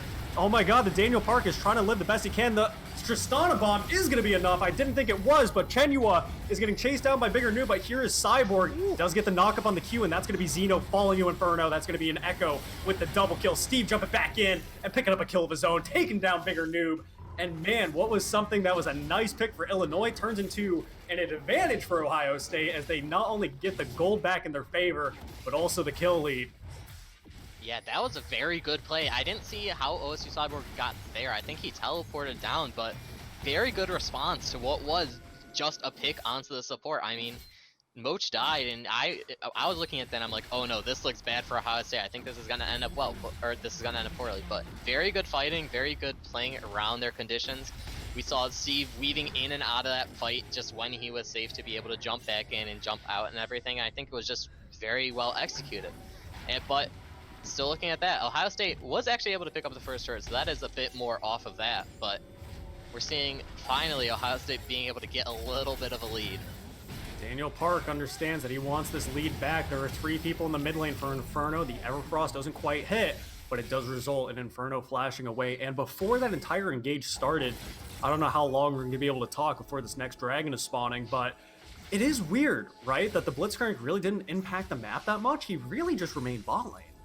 he impacted the map and that he brought 4 people down there. Oh, pressure soaking. Oh, I got you, I got you. True, true. Right now, Moch actually, the God Hand, is able to pick up the victory. That's what we want to see from this pick. And right now, Inferno does get the stun off onto the Seraphine with a great ultimate. Moch is trying to run away, but that's just more pressure soaking. Takes away that Blitzcrank, and now the Olaf is ulted. He's chasing down Inferno. Chenny was getting very low. That's going to be Quacker flashing forward. The best Steve is on the side. He wants to jump in. He wants to help. The Daniel Park is so very low. And Chenua takes him down. He's on a killing spree. The best Steve is able to get Quacker thanks to that Inferno stun. And a double kill is picked up for Chenua on this hacker room. A much better game than we saw last game. Oh, that was scary if you are Chenua. The Daniel Park was so close to killing, but luckily for Ohio State, they're able to do that. They're able to pick up kills. And what really confused me at the start of that is I saw Tristana, when the Dragon was spawning in about 20 seconds, Tristana was walking towards top lane. So I guess it was really good for Ohio State that fight decided to happen, because it actually drew Tristana down there so they're able to contest, not even contest, I mean, they're able to just take away this Dragon for free. Oh, I wish we had the replays because I want to see that Blitz hook again. That was again, we just talked about it, how it's like, man, Moch, you know, you're picking the Blitzcrank. I think it goes to say with whether it's Pike, Nautilus, Blitzcrank, Thresh, it doesn't really matter. You know, you want to be able to make an impact around the map. It's so hard to deal with the hook champion, especially on something like Victor. And man, oh man, I do not think that Illinois anticipated that one, because I think they're actually... We saw them very confident in game one, but now they're actually off their groove as Steve. Hey, Carbon, you're not in a good spot. That's not where you want to recall, my man. Steve picking up his 3rd kill of the game there as he is on a killing spree. The next Herald has actually spawned, and they want more. Moch is up here with Steve. Quacker thinking that, you know, he's very tanky with that Ninja Top, or I'm sorry, steel plate caps or whatever, right? Plated steel caps. Plated steel. Oh, wait, never mind. You're almost listen. there. I was almost there. Listen, I hate the they're Ninja Tommy in my mind forever. I don't care what Riot could change the name of them 1,000 times. I'm sure they're still Tommy. pink wards for you. Yes, they are pink ward. That's I was about to say, if someone ever calls it a red ward, I'm blocking them. And actually, Moch is able to land the hook onto the Aatrox, and a lot of damage is coming out from that Q. The Gore Drinker is able to save him. That's a shutdown onto the Tristana. Zeno is here. Chenua goes over the ult, but that's gonna be a double kill for Quacker. Quacker, triple kill, shutdown on the Victor. I keep messing up his name, and I shouldn't, because he is here to be known as he is 5-1 on this Aatrox. Woo! Man, that was spicy. Oh my goodness. OSU, like, that was something that, and again, I think it has to go with the desperation, right? You know, like, especially when you get hyphy. You know, we saw Steve and Moch able to pick off that Seraphine. They felt really good. They're like, man, we punished this idiot. He's recalling in a really bad spot. And then they try to see, and they're like, you know what? Quacker's up there and he's overextending a bit. You know, I want him too. You know, he's got a nice bounty. You know, he's been picking up farm and stuff. He does have that advantage over Cyborg in that respect. But they underestimated the Gore Drinker, especially with having no grievous wounds either. Did Moch have Ignite there? Because that would have been the difference maker. I mean, he was Steve. so low. Steve wants more. Steve's going in on Zeno, and that's not going to be enough damage. He does have the W reset from popping that E, but it's not going to be enough. The phase rush from Zeno is going to get him out of there in time. Afterwards, they did pop the Rift Herald mid, and they were able to break that open, getting that outer mid lane turret. And as for Moch's Ignite, it's hard to say. I cannot personally remember. I would have to say that with how low the Aatrox got, there is a good chance that the Ignite was dropped on him. But that's why I'm hoping that Steve right now, having the two... I'm going to say he's probably going for the Phantom Dancer, but I really, really, really think there's 2 Gore Drinkers with a Seraphine on the enemy team. Like, dude, you need Mortal Reminder, at least the Executioners. Yeah, you need something this game to just try to knock down those members. I mean, hey, he has the components. That could easily go into the Mortal Reminder right there, but instead it is the Phantom Dancer, as you also mentioned. And no gold spared to have this Executioners come up. But we are looking at Dragon in about 100 seconds, and I think that's where this pressure is going to be dropped next. Did you say 100 seconds? I did. I don't like that. I did the math. I don't like that. I was about to say, you can see the minutes and seconds in the side, and you're like, you know what? I'm going to just combine it into seconds. You say 90 seconds too. Like 90 seconds fine, or would you say I like saying a minute and a half because I'm cultured, and Zeno actually maybe biting off a bit more than he can shoot 1v2 right now, and that's actually going to be Chenua coming in the backside with that onslaught is actually going to be able to take down Zeno right there. Inferno picking up another kill in this game. He is starting to come online as now the Dragon coming up in 60 seconds. You know, it's definitely something that OSU needs to prioritize, working towards this Infernal Soul. But right now, Quacker is actually pretty surprised that Cyborg said no. He didn't want to fight that. You know, he's ulting away. But they need to keep in mind, I am not aware of the cooldown on Scion ult, but it's not available for Dragon now, I don't think. I mean, yeah, we're looking at the cooldown tick down. It is going pretty quickly, so I mean, it may be up if they are able to stall this out a little bit, but more importantly, I think, is the Hecarim ult not being up. I mean, you still have a whole minute on that, as I just saw from the things in the chat, but that's a while. That's a huge ultimate for actually being able to get onto the Misfortune and Seraphine. Especially when you're as big as Chenyu is now, right? Because like before, he really wasn't getting the items he needed. He wasn't coming online, but he actually does have the Divine Sunder finish, probably going for that Sterix pickup next. And wow, that's a lot of damage for Scion, dude. Good lord, I forgot how how very strong that is when you fully channel it. It also breaks the shield with the CC. Oh, there's another Blitzcrank hook onto Zeno. That's a win for OSU. 5v4 for this next Dragon. Man, that's what the Blitzcrank's all about. That's what I'm talking about. Now Quacker is here trying to see if, you know, he can avenge his fallen friend here, but OSU does have the numbers advantage, and I think Illinois is probably going to give up this third Dragon. Yeah, I mean, it's very hard to contest it, especially when you just lost Zeno. That's a lot of your damage. That's all of your AP damage. Moch. Like... He's going fishing. He's got a big fish. Seraphine falling down, and Steve, the thumbs down from Moch, as now he's getting in the groove of this Blitzcrank. He is on fire with the God Hand. Daniel Park and Quacker are in a little bit of trouble. Is this the Aatrox 1v4? I don't think so. Tristan ult's gonna bring him away, but the Blitzcrank's gonna bring him back into the Scion queue! Woo! That's what I'm talking about. OSU. Oh my gosh, they're looking for the Baron now, and after that game one, they knew they had to clap back strong, and here they are. I mean, yeah, after that clean game one, it surprises me to see that the Daniel Park and Quacker were even sticking their heads around there. That's very dangerous. You have you are 3v5 at best in that situation. It looked like Olaf ult burn. They might contest it. Misfortune does have the bullet time. It does get popped, and a lot of damage is going out into the members of OSU. And that's actually going to be blue team. The Olaf got the Baron. Steve jumps out with almost no health left, and Cyborg and Inferno are alone. Or are they going to try to fight it out? Bigger Noob is here, but he's almost going to get one hit by the Echo. Cyborg is still on the side. He almost gets the Q. He tanks up damage with the W, but that's going to be him falling down. I don't think his Scion passive is going to get anything. His Quacker's on the side. He teleported. He's going for Steve. Steve, no red buff for you. He does get the plant over the wall, but Aatrox isn't done yet as he flashes forward for that 600 gold shutdown, and he's looking for more. Inferno, I don't think you can recall there, buddy. And man, Quacker's here to respond to that. He says, you're gonna have to walk back to your fountain if you want to live, buddy. And man, from what looked so good on the side of OSU, ends up being in favor as Illinois, as Quacker gets stunned up by the Echo. The Q almost gets him. He's gonna ult forward. He is upset that W isn't gonna pull back the Echo in time, but Moch says, I'm gonna try to fight you myself, but so much damage is coming out from this Aatrox right now, and man, oh man, that feels so bad for OSU getting that Baron taken away from them. Yeah, I mean, that was the nail in the coffin for Illinois, but instead, now Illinois, they're up gold. They have the priority. They had this Baron for another minute and a half. Better? No, oh my gosh, dude, like, I thought it was mainly going to be a lot of damage from we saw the Misfortune, right? It was actually shredding. I was so surprised how much damage is actually coming out from this Misfortune. And at first I thought, I'm like, oh, maybe Misfortune will kind of like cheeses the Baron away. Like, that would be cheeky. That would be cute, right? But it was actually the Olaf. And I wasn't paying attention because I was so focused on the DPS coming out from Misfortune. I'm not sure if it was an Olaf axe, if it was the Smite. It was... Either way, however Illinois got that Baron, they should not have. Yeah, no, that's definitely not what you want to happen. I mean, you had all 5 members there. Seraphine was not there until a lot later. You have the initial in play from Inferno to go in onto the Baron, or onto the Olaf, but then the Misfortune ult rips. It looks like, I just looked on the stream, Olaf walks up and smited. It's not even the Smite E coming up, so that's tragic for Ohio State.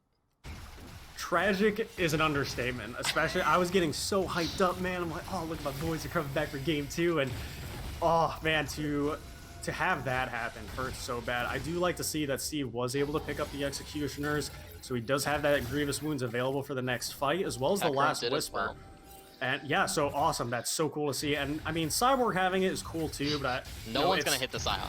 Yeah, no one's exactly. If you just ignore him, it's not going to apply. So that's really cool. And actually, you had asked it before, and you're like, "Hey, why are so many 80 carries going Kraken into Lord Dobbs?" And here we actually see it on the Misfortune. I think it's a bit more strange on Misfortune. I think it's really cool to have the armor pen on the ult. But right now, a fight might break out. It is 5v5, and here comes Cyborg with the Scion ult from downtown, and he hits the wall! He hits the wall! Scion ult hits the wall. I don't even think you really want to go in there. Wait, do you think it was intentional? Do you think it was just big brain? But I think big it was brain. fine. No, okay, you know what? I'm gonna say, I don't care what you say. Cyborg, that was actually amazing play by Cyborg, pushing off Illinois from that turret with the big brain Scion ult into the wall. I think that was just 2,000 IQ play by him.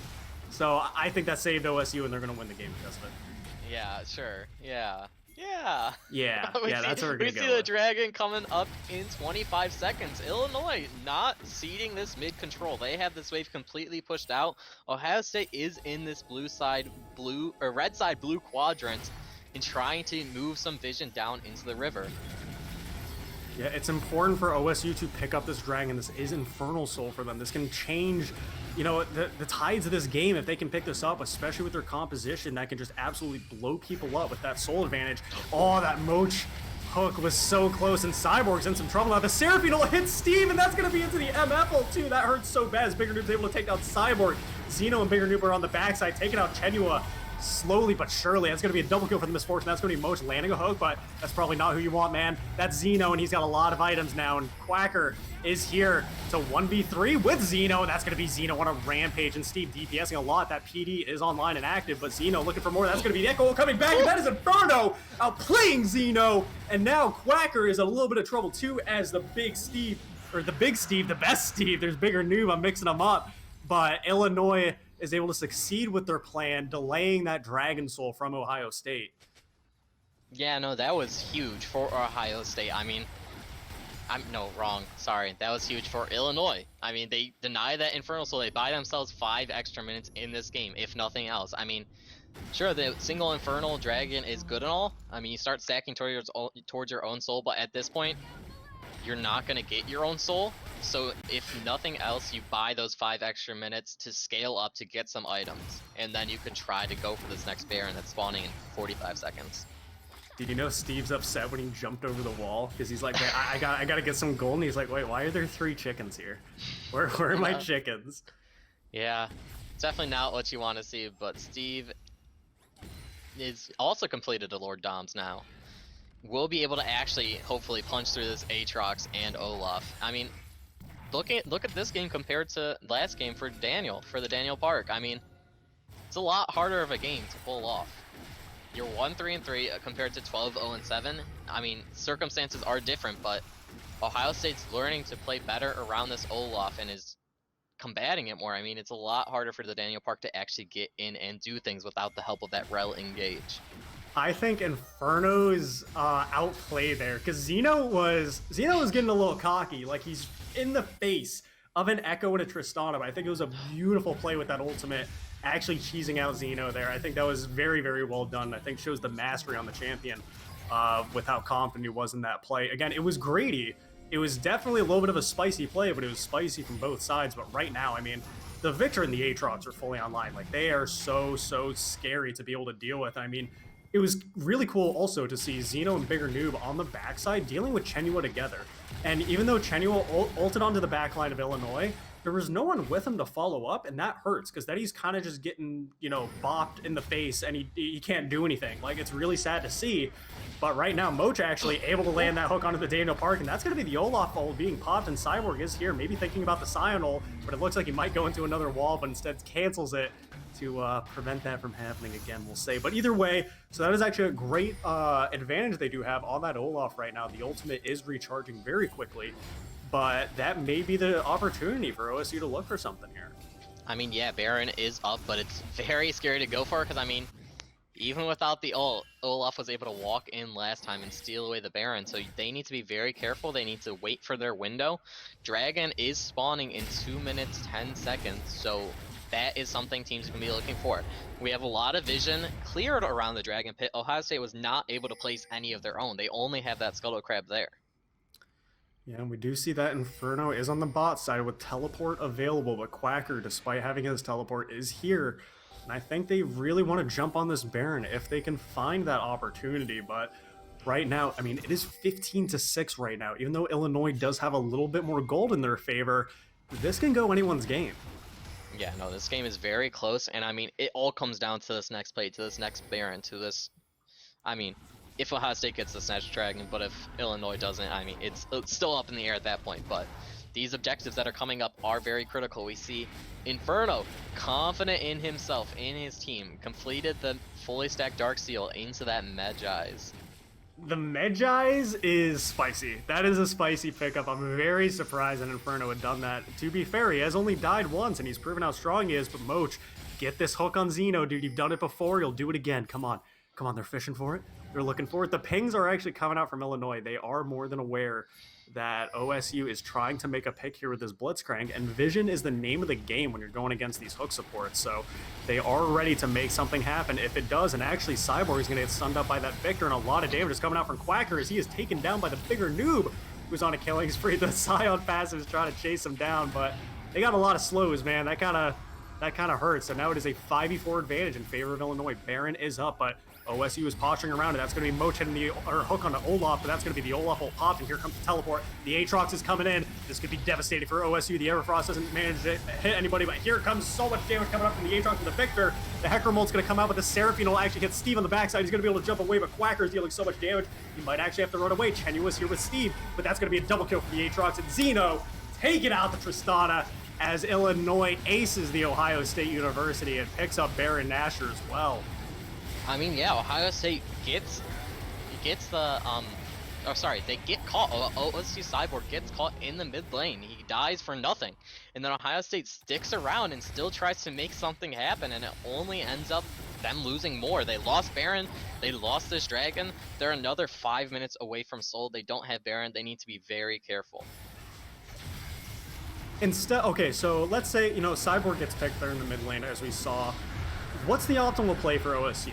Like, you have a member picked off, it's a 5v4 advantage in favor of Illinois, is it a thing where maybe they give up the Baron and go for Dragon, or do you just hide in your base? I think you definitely try to trade for Dragon. I mean, because if you wait until you see them on Baron, I guess, and then you just try to go steal Dragon at that point, or take away Dragon at that point. Like, you could keep somebody there, like you could keep Moch around to keep their attention over by the Baron side, but you try to get something off of that play instead of losing 4 more kills and getting nothing. Yeah, it had to be something, because that's really weird to stay in that situation, right? Where, again, like, if you're not winning fights with the Scion, I can't imagine you can be too confident when it's like, oh, the Scion's dead, let's try to go for something. Like, that's really weird. And the last few hooks we've seen from Moch is actually on the Olaf, who, surprisingly enough, is actually panicked to the degree where he ults away. Like, so that's actually interesting to me, where I would imagine when you're a Gore Drinker Sterix Olaf, if you get hooked like Xeno does right now, the Zonia's Hourglass buys him a couple seconds, but a Hecarimol is going to take him down. That's actually a big shutdown going over to Steve here, but Quacker is here. The bullet time comes out. So much damage going down on OSU, but are they going to be able to finish him off? Inferno's on the backside, looking for bigger noob. Is he going to be able to pick him off? Cyborg's taking up as much as he can. That Scion pass is going to come online as well. Quacker taking up a lot of damage. That shield is instantly deleted by the best Steve as he picks up a kill, jumps away, but he's not going to be able to live. The bigger noob is on a rampage. So much damage coming out from the Kraken Slayer MF. And Inferno's still on the run, by the way. That flank is not over, but he decides, all right, I can't go in 1v3 without my team here, but it's still the advantage going over to Illinois right now. They picked off Quacker, but they had to pay the price of Steve as they're knocking on the inhib right now. The Scion Q does get charged, and Chenua's here to see if he can push him off. And here comes Inferno. Maybe Moch looking for bigger noob, isn't able to find it, but a lot of crowd control is going to stun up Daniel Park. But Chenua actually falls as Cyborg just running forward at the Misfortune. Maybe lands that Q. Yes, he does, but it costs him his life. Moch right now seeing if he's able to get Carbon Dio. Inferno, so much movement speed coming onto him, and that's going to be him taken out for a triple kill. Going over to Inferno to be able to stall out this game and defend that mid inhib. I mean, that's the kind of play you needed.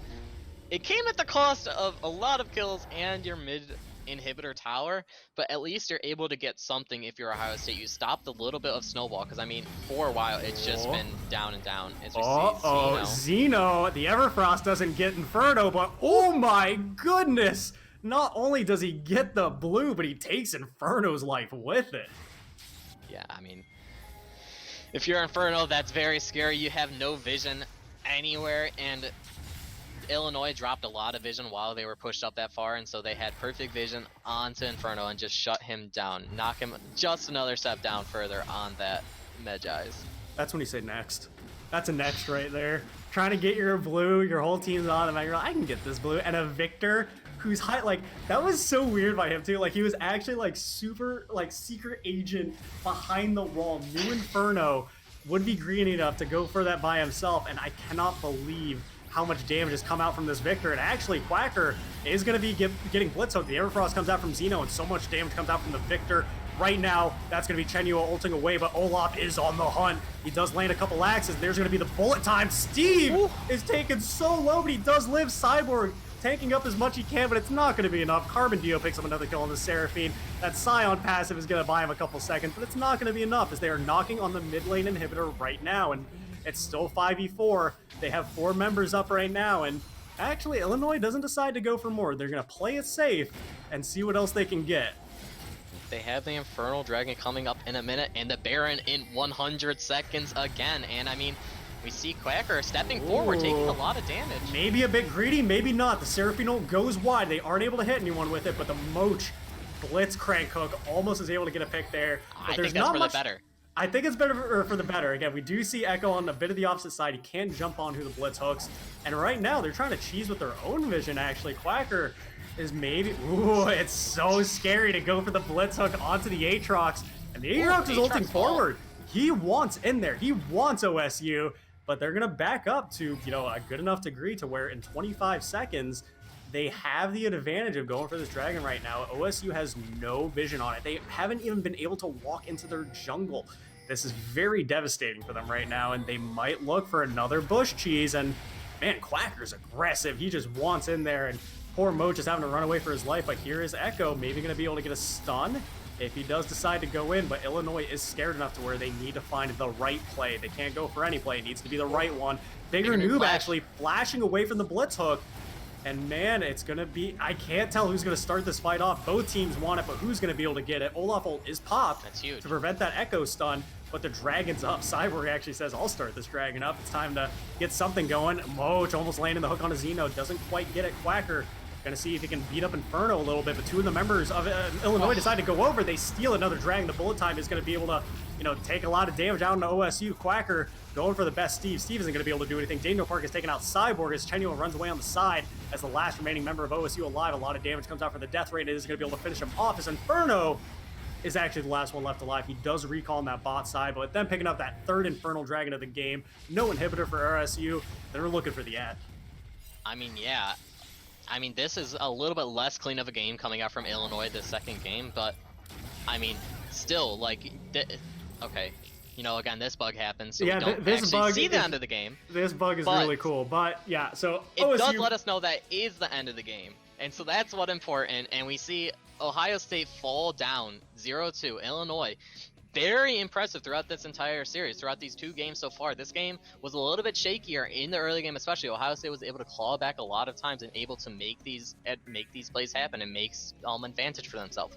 But then it's Illinois' decisive late game shot calling and decision making that is winning them these games.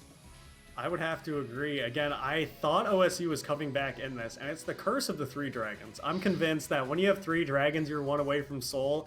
The game just does not work out for you. I don't know what the case is with that, but either way, I mean, we definitely saw a much better performance from Quacker on the Aatrox, so much more aggressive than, you know, the bit of the meat shield that they put him on before. And if we actually take a look at the damage, I mean, Kraken Slayer, Misfortune did a lot more than I would have anticipated. Steve also doing a lot of damage, but definitely going to be Xeno top the damage charts on that Victor, to no one's surprise.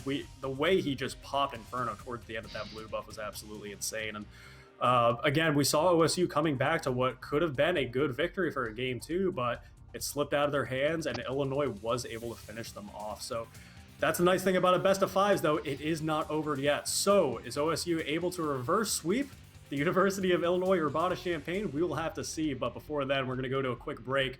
So we'll be back in 5 minutes to finish off to see Game 3, actually, of the Ohio State University versus the University of Illinois Urbana Champaign. So don't go anywhere. We'll be right back.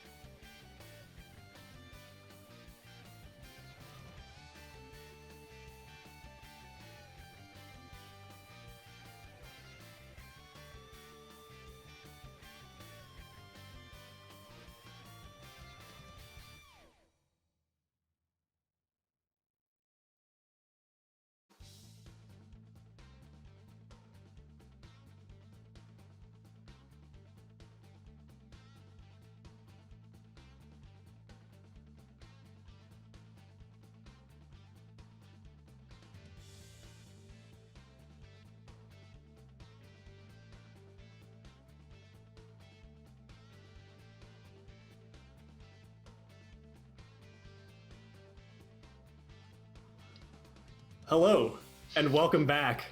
And now we're going to have game 3 of the Ohio State University versus the University of Illinois Urbana Champaign. And Michael, we've seen two insane first games. Like, I really don't think it was going to be as dominating as it was on the side of University of Illinois. So I kind of want to talk about game 2. We talked about a lot of the draft in game 1, but I think we can both agree it was probably more of the macro of game 2, no? Yeah, it was definitely a lot of the map rotations late into the game, because at the end of the last game I focused on how it wasn't that Ohio State didn't have good plays. In the early game they were able to actually make moves. They were able to actually get an advantage for themselves, but it was the late game decision making, the late game shot calling from University of Illinois that just won the game for them. It's so hard to play for if you're Ohio State because of how coordinated Illinois was being. I mean, they were grouping well.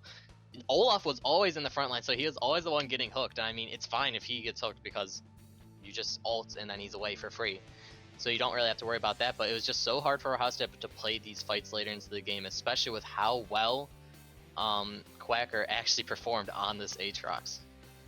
Absolutely, and I think we saw a lot of it was aggression, but I don't want to call it aggression. It was, I would almost say, desperation. I think there was a couple times from I would say mostly Inferno and Steve where they saw these opportunities and they said, this might be it. This might be the play that gets us back into the game. You know, in different situations, we saw Tristana jump under turret. We saw Inferno going for these constant 1v1s against the Victor. And I think Inferno was definitely getting the better end of the deal towards those mid-game skirmishes where he was picking up a couple of kills. It was something that, in my opinion, he probably shouldn't have gotten a couple of the kills that he did. And actually, I think University of Illinois does understand that, as this is the first game they take away Echo, and finally we're seeing a Seraphine ban from OSU. It's actually really interesting to me that they opt to leave or ban the Echo finally, because I mean, it didn't seem like too much of a problem in both of these games. I mean, it did perform well, but it didn't seem like the problem. But now Rel is here, and I mean, this would be the obvious first pick for me, and it is. I mean, this Rel is very strong, very oppressive, and I mean, it's what enabled their game 1 victory to be so clean. It was the flash ults coming out from Carbon, Carbon Dio is still going to be on support. It might have been, I believe later on, I think if it's a game 4 or game 5, they may switch out the support from what I've heard, but we'll still have to see on that one. But it's actually going to be more than likely Cyborg back on the Gragas top. He does love that phase rush tank Gragas. He's shown it's something he's very comfortable with. And we'll have to see. I'm very curious to see if Quacker is going to go on something more aggressive again. We didn't see him too impactful when he was playing that tank in game 1, but you know, I think Aatrox or something that's going to be more in the faces of OSU and, you know, DPSing. I think it's going to be a better pick for him if they do agree. We'll see what I'm curious to see about the jungle matchup as well. And another pick that is very popular for Chenua is actually the Jarvan. Yeah, I mean, we see this Jarvan. It's a lot different of a style from what we've seen. We saw a lot of priority put into the Hecarim those first 2 games and the Olaf to match it. But hopefully, I mean, I'm very glad to see something switch up, because I thought that for the side of Ohio State, the Hecarim wasn't doing enough. We saw how much the Olaf was able to do into the Hecarim and just in the game in general. Last game, it was a little bit shakier, but now we see Illinois getting the Hecarim, and I mean, this is big. This is a shakeup for the game. And I mean, we see the Jarvan coming out from Chenua. Hecarim wasn't banned away, Olaf wasn't banned away. They opt into the Hecarim, and now we see the Kaisa, something that's snuck through both drafts before, but now we're seeing it finally picked. And I mean, already looking at this draft, it's looking very scary if you are Ohio State. I would have to agree. Kaisa Rel is a very scary lane, and as you said, I am surprised that she managed to get through both of the drafts that she did for game 1 and game 2. I think she was actually banned in game 2, second rotation, but okay. I mean, she's picked now. Yeah, she's picked now. That's what's important. And something I was hoping is that when I did see the Rel Hecarim, I was really hoping, I'm like, man, Steve could definitely use something like a Kaisa to, again, I know she's a lot more known to use the Killer Instinct to go in with a dive comp, but I think it's just as useful to be able to use that in a self-peeling sense, where it's not only the shield, but the repositioning that can really change or turn the tides of a fight. And for it to go to the side of Illinois is a little scary, but OSU does have the flex of the Lucian. Yeah, I mean, the Lucian is a good flex for Inferno and the best Steve on the side of Ohio State. It leaves a bit open to question if you are banning away on the side of Illinois, but I mean, you just ban away supports at that point. You don't need to make a decision. You have the Rel shown. You know what's good against it, and so I mean, I guess they ban away the Tristana, sorry, because that's also a flex pick. That could also go ADC support, so they could have that flip around too. But now, I think this needs to be something. I mean, I'd guess something AP for either Steve or Inferno. Seraphine is off the table. I'm surprised they did prioritize the top lane bans for the side of OSU against Illinois. That they said, we don't want Quacker having anything too strong. The Volibear, like we had mentioned, wasn't as impactful as we may have guessed. He was still a big, beefy boy in the front lines and certainly doing a good amount of damage. But to prioritize the Gnar and Volibear over something like the Aatrox, I would not be surprised if, hey, there it is. So they are going to pick up Aatrox for Quacker up on the top side, and it may very well be a Lucian Braum in the bot lane. We'll have to see what the 5th pick is for OSU, but that's a bit of a throwback lane. Yeah, I mean, that lane, it's very easy to proc the concussive blows for Braum if you are Lucian. But I mean, I'd really like to pick up the support there because it still gives you that flex opportunity. It still gives you time to decide. You saw the row, you have that option. We do see Carbon Dio going for the Syndra, and I mean, I don't know exactly the mid matchup for Lucian into Syndra, but something needs to be. I guess not. No AP this way. I mean, they choose the Caitlyn again. It makes it very easy to itemize, I'd say, if you are Illinois. I do not like this, dude. I'm really hoping. Don't lock it. Don't lock it. Steve, say something besides Caitlyn. Okay, there we go. That's okay, there we go. Okay, I was gonna say like that. If you go Lucian Caitlyn, especially against Hector of Aatrox, Rel, like, oh my gosh. And you were talking about the mid lane matchup of Lucian to Syndra, and again, I'm not familiar with mid lane, but I am familiar with 80 carries versus Syndra, and I'll tell you what, it's not a fun experience. So I'm glad they actually decided to opt for the Sylas instead. It does give him the AP damage, actually in both solo lanes, even though Cyborg will go for more of that beefy tank. But definitely a lot better of a pick. I think the Lucian would synergize much better with the Braum as opposed to Caitlyn. And especially getting, as you mentioned, with the concussive blows, I really like it into the Kai'Sa Rel combo especially. I think that's actually a really cool response. Not only that, but you do have I want to see if Moch is able to do a Braum shield to block a Syndra ult, I will lose my mind. Like that, I think that is going to be the most valuable usage of that. I mean, because besides Kai'Sa, there's not too many projectiles to block. No. I mean, yeah, there aren't many projectiles to block, but I think, the Glacial Fissure itself, it makes it a lot harder for Rel, Hecarim, and Aatrox to actually join these fights. So again, I've placed a lot of emphasis on his performance before, but if Moch is able to perform well on this Braum, then this should be a lot easier of a game. And we saw a better performance that second game from him actually being able to move on the map, but later into the game, just throwing those hooks right into Olaf, you're hitting somebody, but do you really want to be hitting him? Probably not. I don't think an Olaf is going to be who you want to pull into the team, and I was still surprised that Daniel was scared enough to ult away, because my idea is that, man, especially when an Olaf is that far ahead, what if he just pops ult and runs at them? Like, it would have to be the coordination with the rest of Illinois saying that, hey, if I get hooked, we're just going to turn it, just go ahead and run in after me.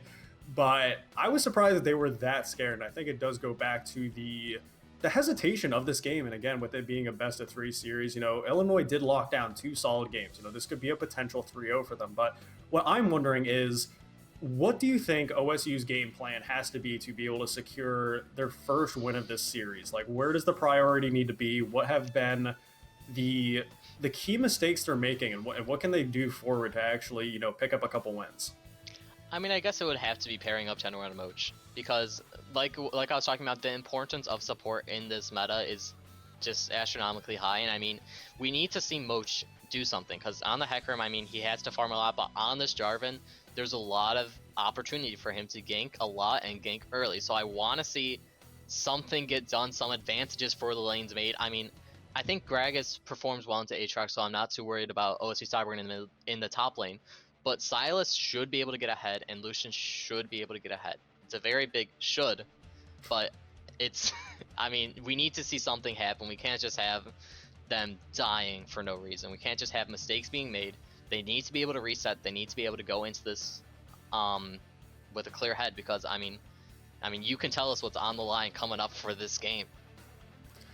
It's gonna be interesting, and especially having that rel is worrying to me at the very least. We saw game one how dominating Carbon Dio was on the rel, and just how many setups came in from what I believe is the oh man, is the jump in on rel the W? Yeah. Okay, yeah, it was the flash W ults that were just so again under turret and it doesn't matter. Like the fact that he's going in like 1v4 almost, you still need your team a second to actually, follow up on the engage, but it was we saw the last rel ult of that game where they one hit like four people Yeah, and that no, just cannot that happen was again. crazy. Yeah. And I mean, pairing that up with the Syndra now, because Syndra can add to that one shot pretty easily, and she doesn't even have to get very close. I mean, that's very scary. And if you're Ohio State, you need to play well. You need to play split. You have only one ranged member on the team in the Lucian. So hopefully, I mean, somehow you're going to have to be able to maneuver these team fights as melees into rel. Into rel. That's again, it's a tall order, but I would be blown away. I highly doubt, especially at this stage in playoffs for CLL, like a 3-0 is unlikely. Like it's, especially from a 2-0 dominating performance, I'm trying not to jinx it, but it's, again, for an OSU, I would say from having watched their play and stuff like that, especially the last game, you can see it a little bit more. And I don't say this in a demeaning way by any sense of it, but they're a little bit of emotional players. And I would say especially Steve and Inferno, where you can tell when like they're a little bit upset. Like they're players that, they want to dominate. They want to be able to beat you and say, I'm better than you. And it was a little too much desperation from that last one. Again, a couple of those plays where it's like, man, a lot of these people, you can be read like a book in that sense.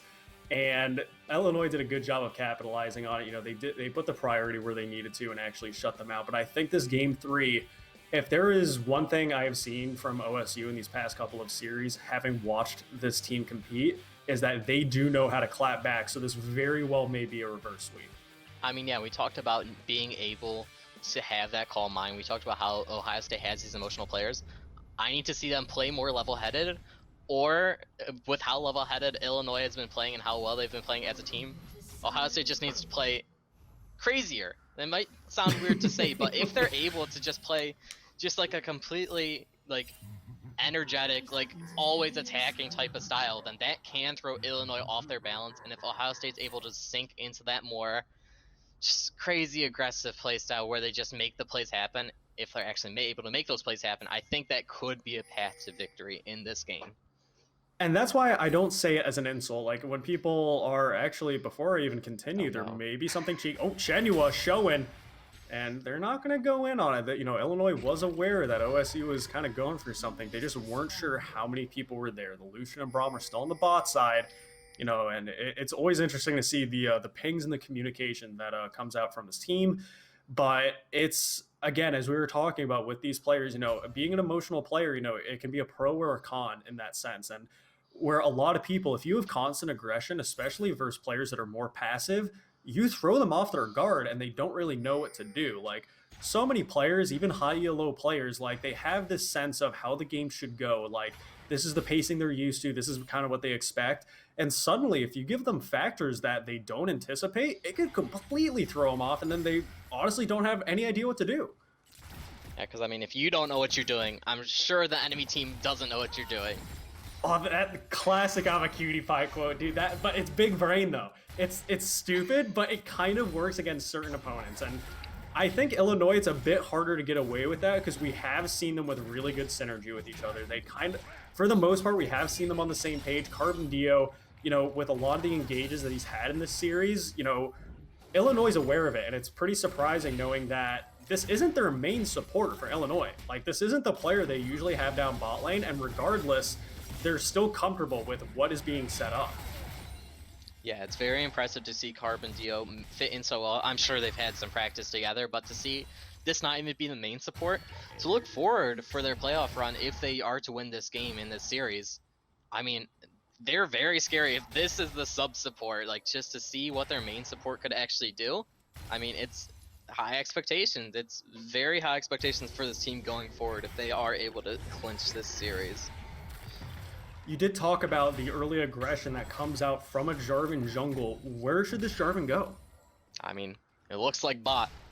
It looks like bot. He is kind of hovering around there, and Maybe Daniel Park kind of sniffs it out. He's on his Krugs right now, and there may even be a little bit of a skirmish on Bot Crab, but as you said though, I'm wanting to see more from the supports, not in the sense of team fighting, but as you said, the roaming potential.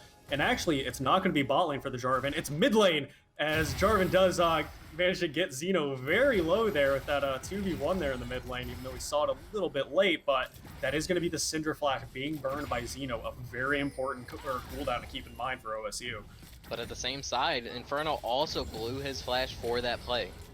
So both flashes down in the mid lane could make it very scary for either of these junglers, but it looks like it's going to be a 2v2. The Daniel Park is here after the teleport comes down. Inferno is taken so very low. Chenny was here. It is an entire full-out brawl as OSU pick up 2 kills and Illinois only getting 1. But man, that's a bit more of a fiesta you want to see at 4 minutes.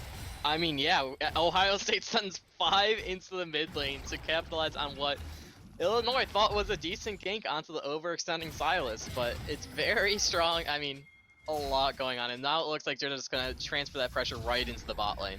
Dude, that's usually me bot lane, though. That's usually what happens. Actually, no, speak of the devil, this is what happened. Silas usually goes on to be bot lane, as Inferno is here with Chenua, gets the EQ in, the knockup is there, and the best Steve, at 4 minutes in the game, has 3 kills.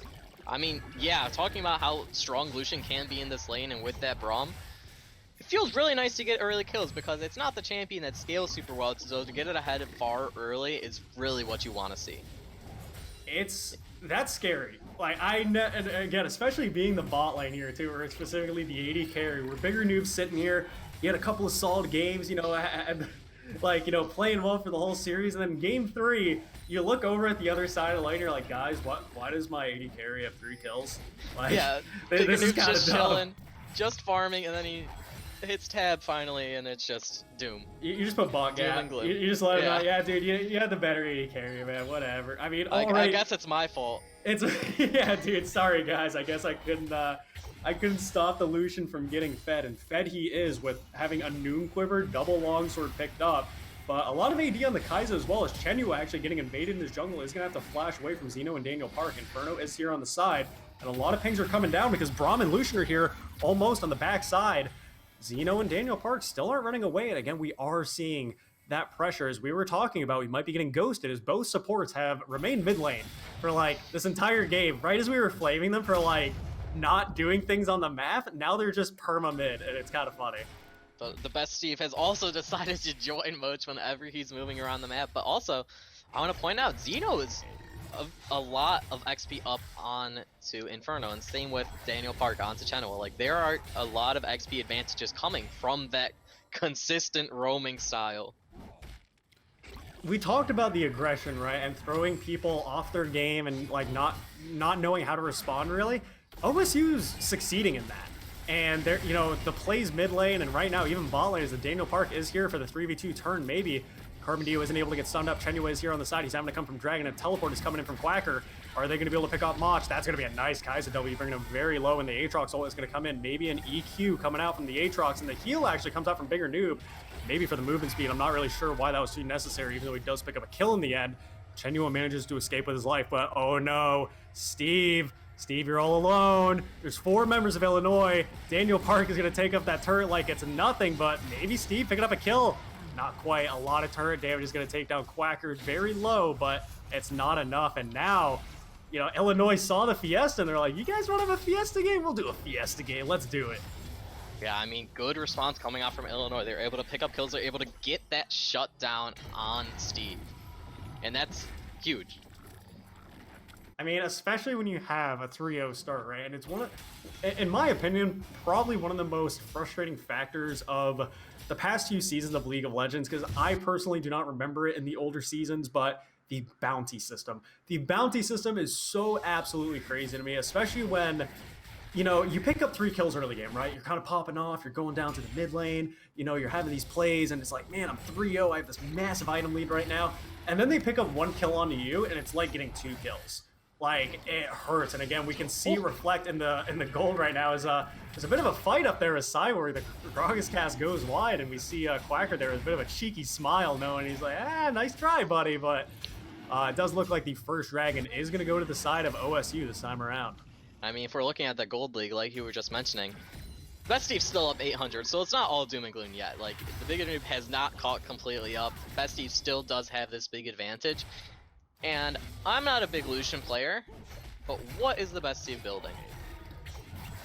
It's weird, right? Because, again, the Noon Quiver is going to be into one of the 3 80 carry mythic items, the Gale Force, Immortal Shield Bow, or the Kraken. I'm personally going to guess that we've seen Gale Force a lot more on the solo lane Lucians, a lot more for that burst damage. I think for 80 carry, the DPS coming out from Kraken and Lucian passive is a lot more valuable, but he's not rushing it because he has the Call Fields, which is more likely going to be for the Essence Reavers. So I'm not sure how cost efficient it is to kind of mix these items up together. I think if you are going Kraken, it's a bit better to rush it and get that true damage as quickly as possible. Or it might be the Essence Reaver rush. You might say that, hey, I want that Sheen proc, I want the mana regen. I'm not sure what's in Steve's head right now, but we will have to see. But otherwise, I mean, Kaisa going for a bit more of the traditional build, had the pickaxe picked up, and Chenua, dude, that's a little greedy, man. Syndra's here. I don't know why Xeno's at red buff, but it doesn't matter as he picks up a kill off on a Chenua who's trying to be able to steal that red buff away from the Daniel Park, and that certainly hurts. Not only a kill going over to the mid laner of Illinois, but as Jarvan respawns here, I believe he is level 5. Yeah, level 5 to level 7. That's fun. Yeah, I mean, I talked about this level lead earlier, but Genoa made some plays happen, but he's falling very, very far behind. And we see the Daniel Park shadowing Xeno in the mid lane, but just going to retreat into his jungle, which was just defended for him. So it does look like Steve is going to be rushing that Essence Reaver because he does have the Sheen available, and here's actually a Cyborg and Quacker fight, and there's even a fight in the bot lane. There's just so much going on. It does look like topside was disengaged as well as bot lane. The calling coming out from Steve, taking both of the members of Illinois bot lane very low, and the Q almost finishes off Big Noob. And man, are they going to bring someone down here to finish it off? There's no one here to respond, and Daniel Park is here just in case the bot lane of OSU gets a little spicy to finish off the Kaisa, but right now, man, oh man, for a game 3, I can't tell which way this is going to go just yet. I mean, yeah, it's still very up in the air. Illinois coming out with the early 1,000 gold advantage due to just CS leads and kills across the board. But, I mean, look at these CS leads already. In the top lane, Quacker is up 20 farm. In the jungle, Chenua is down like 4 camps about, I'd say. And then mid lane, in every lane besides bot lane, there are advantages for the side of Illinois. But as we look at the gold, I mean, in all of these solo lanes, including the jungle, there are just leads for Illinois. I was surprised that you did mention that, yes, Lucian is going to be still more up in gold than the Kaisa, despite the bounty being lost, but I didn't think it was going to be 1,000 gold advantage on Steve right now. That's actually pretty crazy, and it makes me kind of weirded out that now, I mean, you definitely have a bit more of an analysis brain than me, but it seems so cost inefficient to have a 1k gold lead and then to mix up your items like this. Like, yes, Sheen is a fantastic laning item. You know, it definitely does help with that early aggression. You know, you're constantly cycling your abilities on Lucian, so I would say it's efficient in that sense, but I'm curious to see what the Mythic is going to be too. But it's just still so weird to me. But right now, Chenua actually on the bottom side of the map as the Daniel is seeing if he can pick off Inferno. The Syndra does come out and a flee away from his turret. That is a fancy Hecarim ult. Does manage to get that kill off onto Inferno there, despite him having Merc Treads. That hurts pretty bad.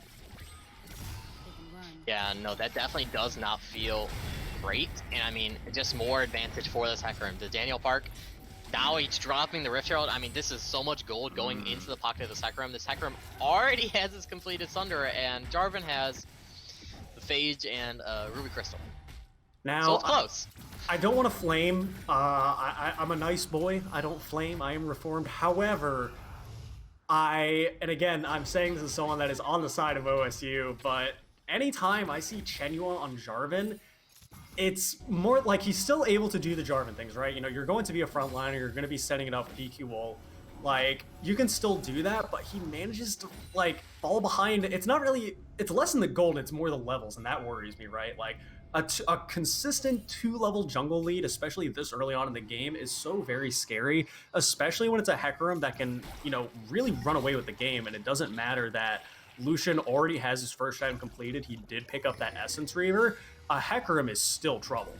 I mean, yeah, this is the Hecarim performance that OSU has wanted for the past 2 games. Now the Daniel Park is having a great first and third game, great odd game so far, but it looks like we're gonna get a 5v5. Coming in from Quacker. It is indeed a 5v5. The Gragas Casket is able to, start up the fight, but here's the Rel.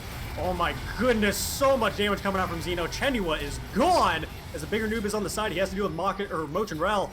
Oh, Moch and Steve as Moch is going to fall. Cyborg's a tanky boy, and that's a flash on Illusion. That's what we talked about. Doesn't matter how much gold you have, dude. You're an 80 carry, and you are dead. 3-0-3 on the Aatrox right now as the last remaining member is Cyborg, waddling away to the best of his ability.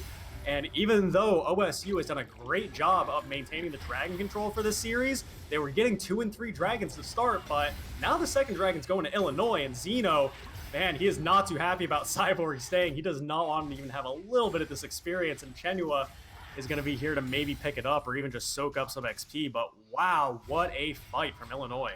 I mean, yeah, we saw the best Steve. It was the only member of Ohio State with the slight advantage over his counterpart, but I mean, the best Steve was hitting that entire fight and just nobody was dying. He does not do enough damage to solo carry these fights, and it's looking pretty doom and gloom. And I mean, I was about to say something about the bigger noob going for the early Last Whisper, but then they do decide to finish the Kraken Slayer, but I'm pretty sure they're going to go Last Whisper second. Yes, it's going. So I've seen this on Kaisa a lot recently in these competitive matches. It has been Kraken, it's a Lord Dominix.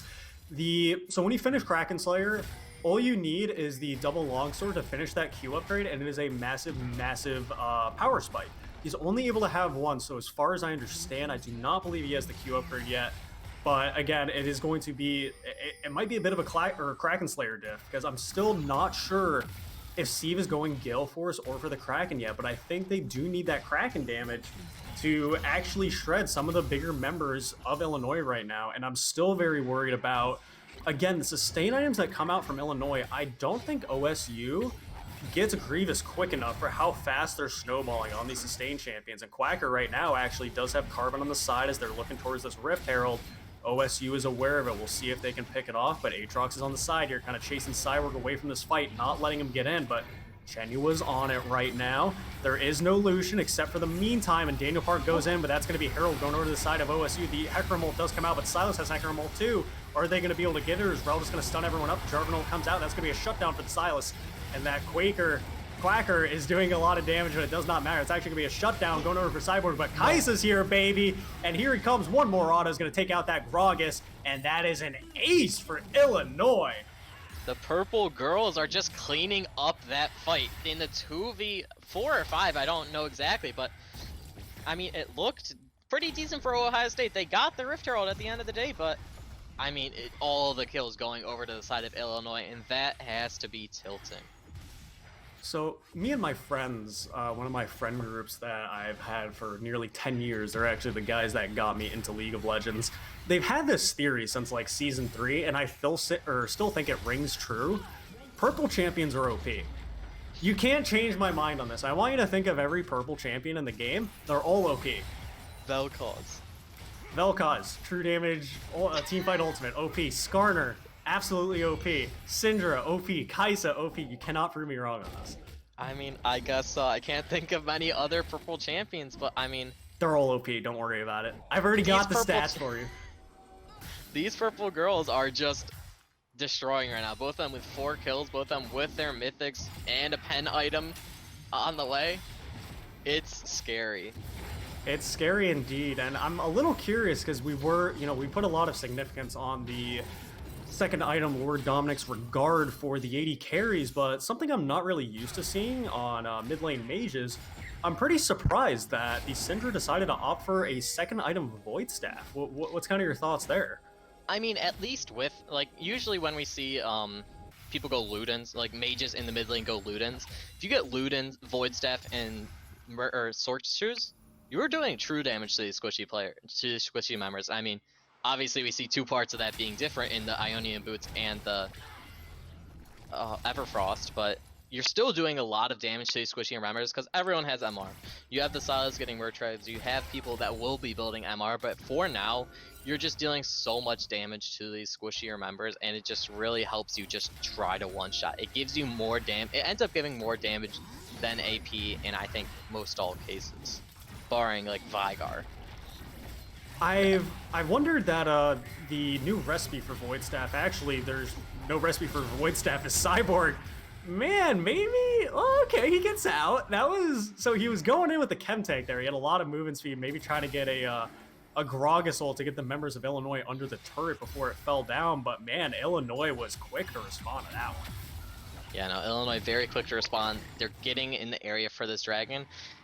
And for me, for the sake of my hopes for Ohio State, please don't contest this dragon. And it doesn't look like they're going to. Yeah, no. They're just gonna push down this mid turret.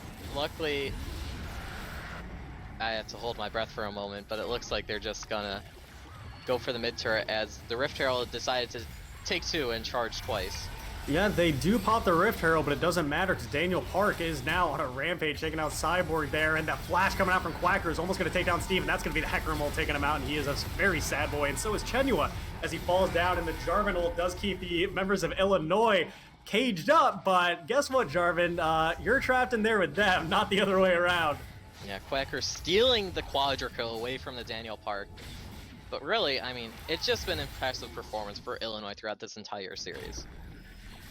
I am actually very shocked. They're right now knocking on the doors of the base of OSU right now. The only member that's actually able to stand there and watch in sadness is Inferno as he's kind of doing circles around right now. And this is a sad one. I tell you what, man, like this is, you know, we saw Cyborg almost getting picked off, but he had a great little escape. I actually, you know, he procced the, I can't even say phase rush. He has grasp this game. He usually goes phase rush, but you know, able to squeak out of there when I thought he was for sure dead was actually impressive, and I thought it might have saved them, but man, oh man, did they get absolutely wiped. And I think, again, I would personally say, even though there's a lot of damage coming out from the Hecarim and such, and, you know, Steve is getting blown to smithereens, but I think a lot of it's the Rel.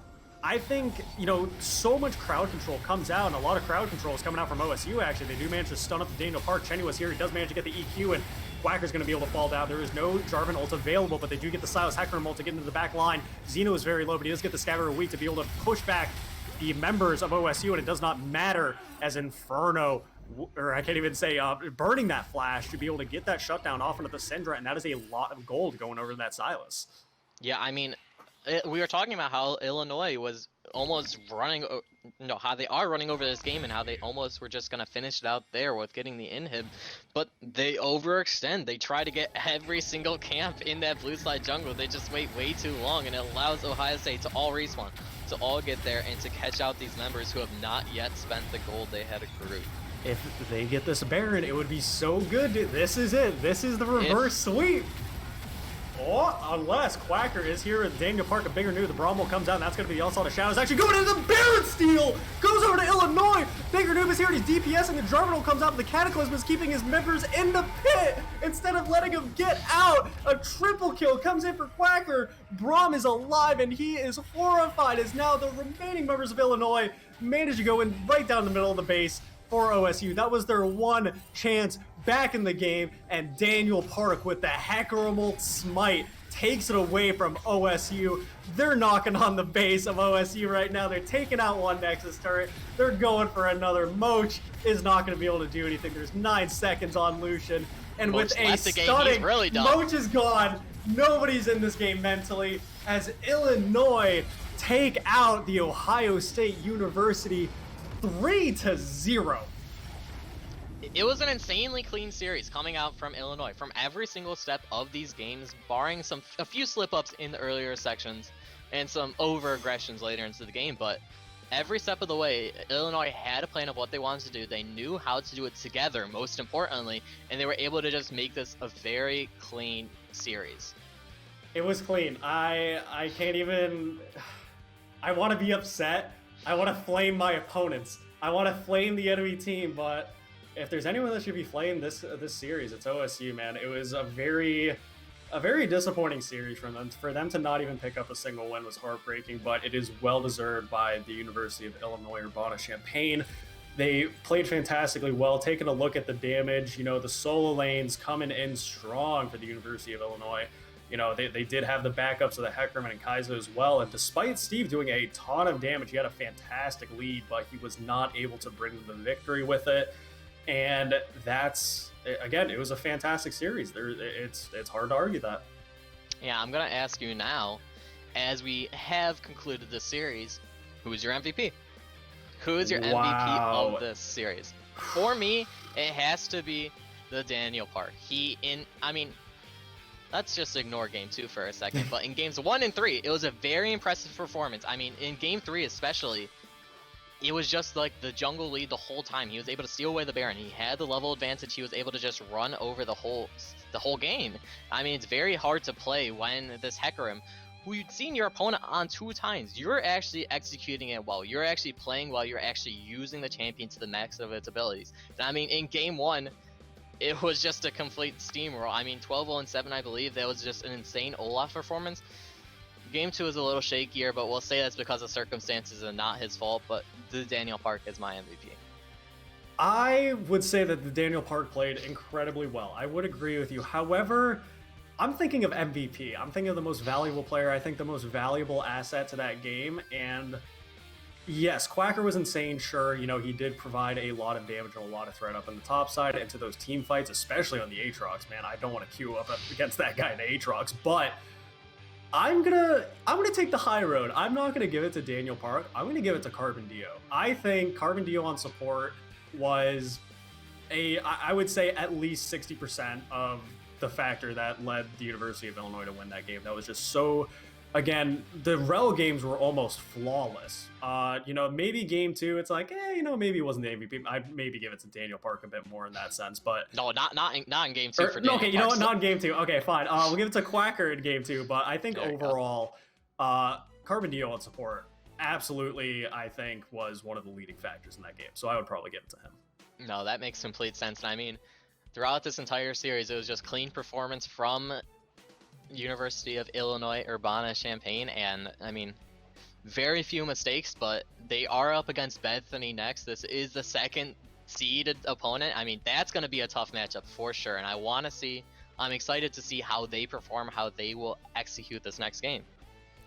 I would as well. I think they're a team that I would probably enjoy watching again. That was not a squad that I was expecting to be as solid as they were. I mean, looking at the top side of the map, of course, I expected, I'm like, oh yeah, probably they're top mid and jungler are going to pop off, but I didn't expect the bot lane of University of Illinois Urbana Champaign to be as dominating as they were. But even with the lead that Steve got, I was expecting the bot side to crumble. I was like, man, Steve's got a lead. He's playing Lucian. This is a champ that can easily 1v9 if he's given the tools and the front line to actually utilize that damage per second. But even despite the lead that he had, they shut him out. They completely I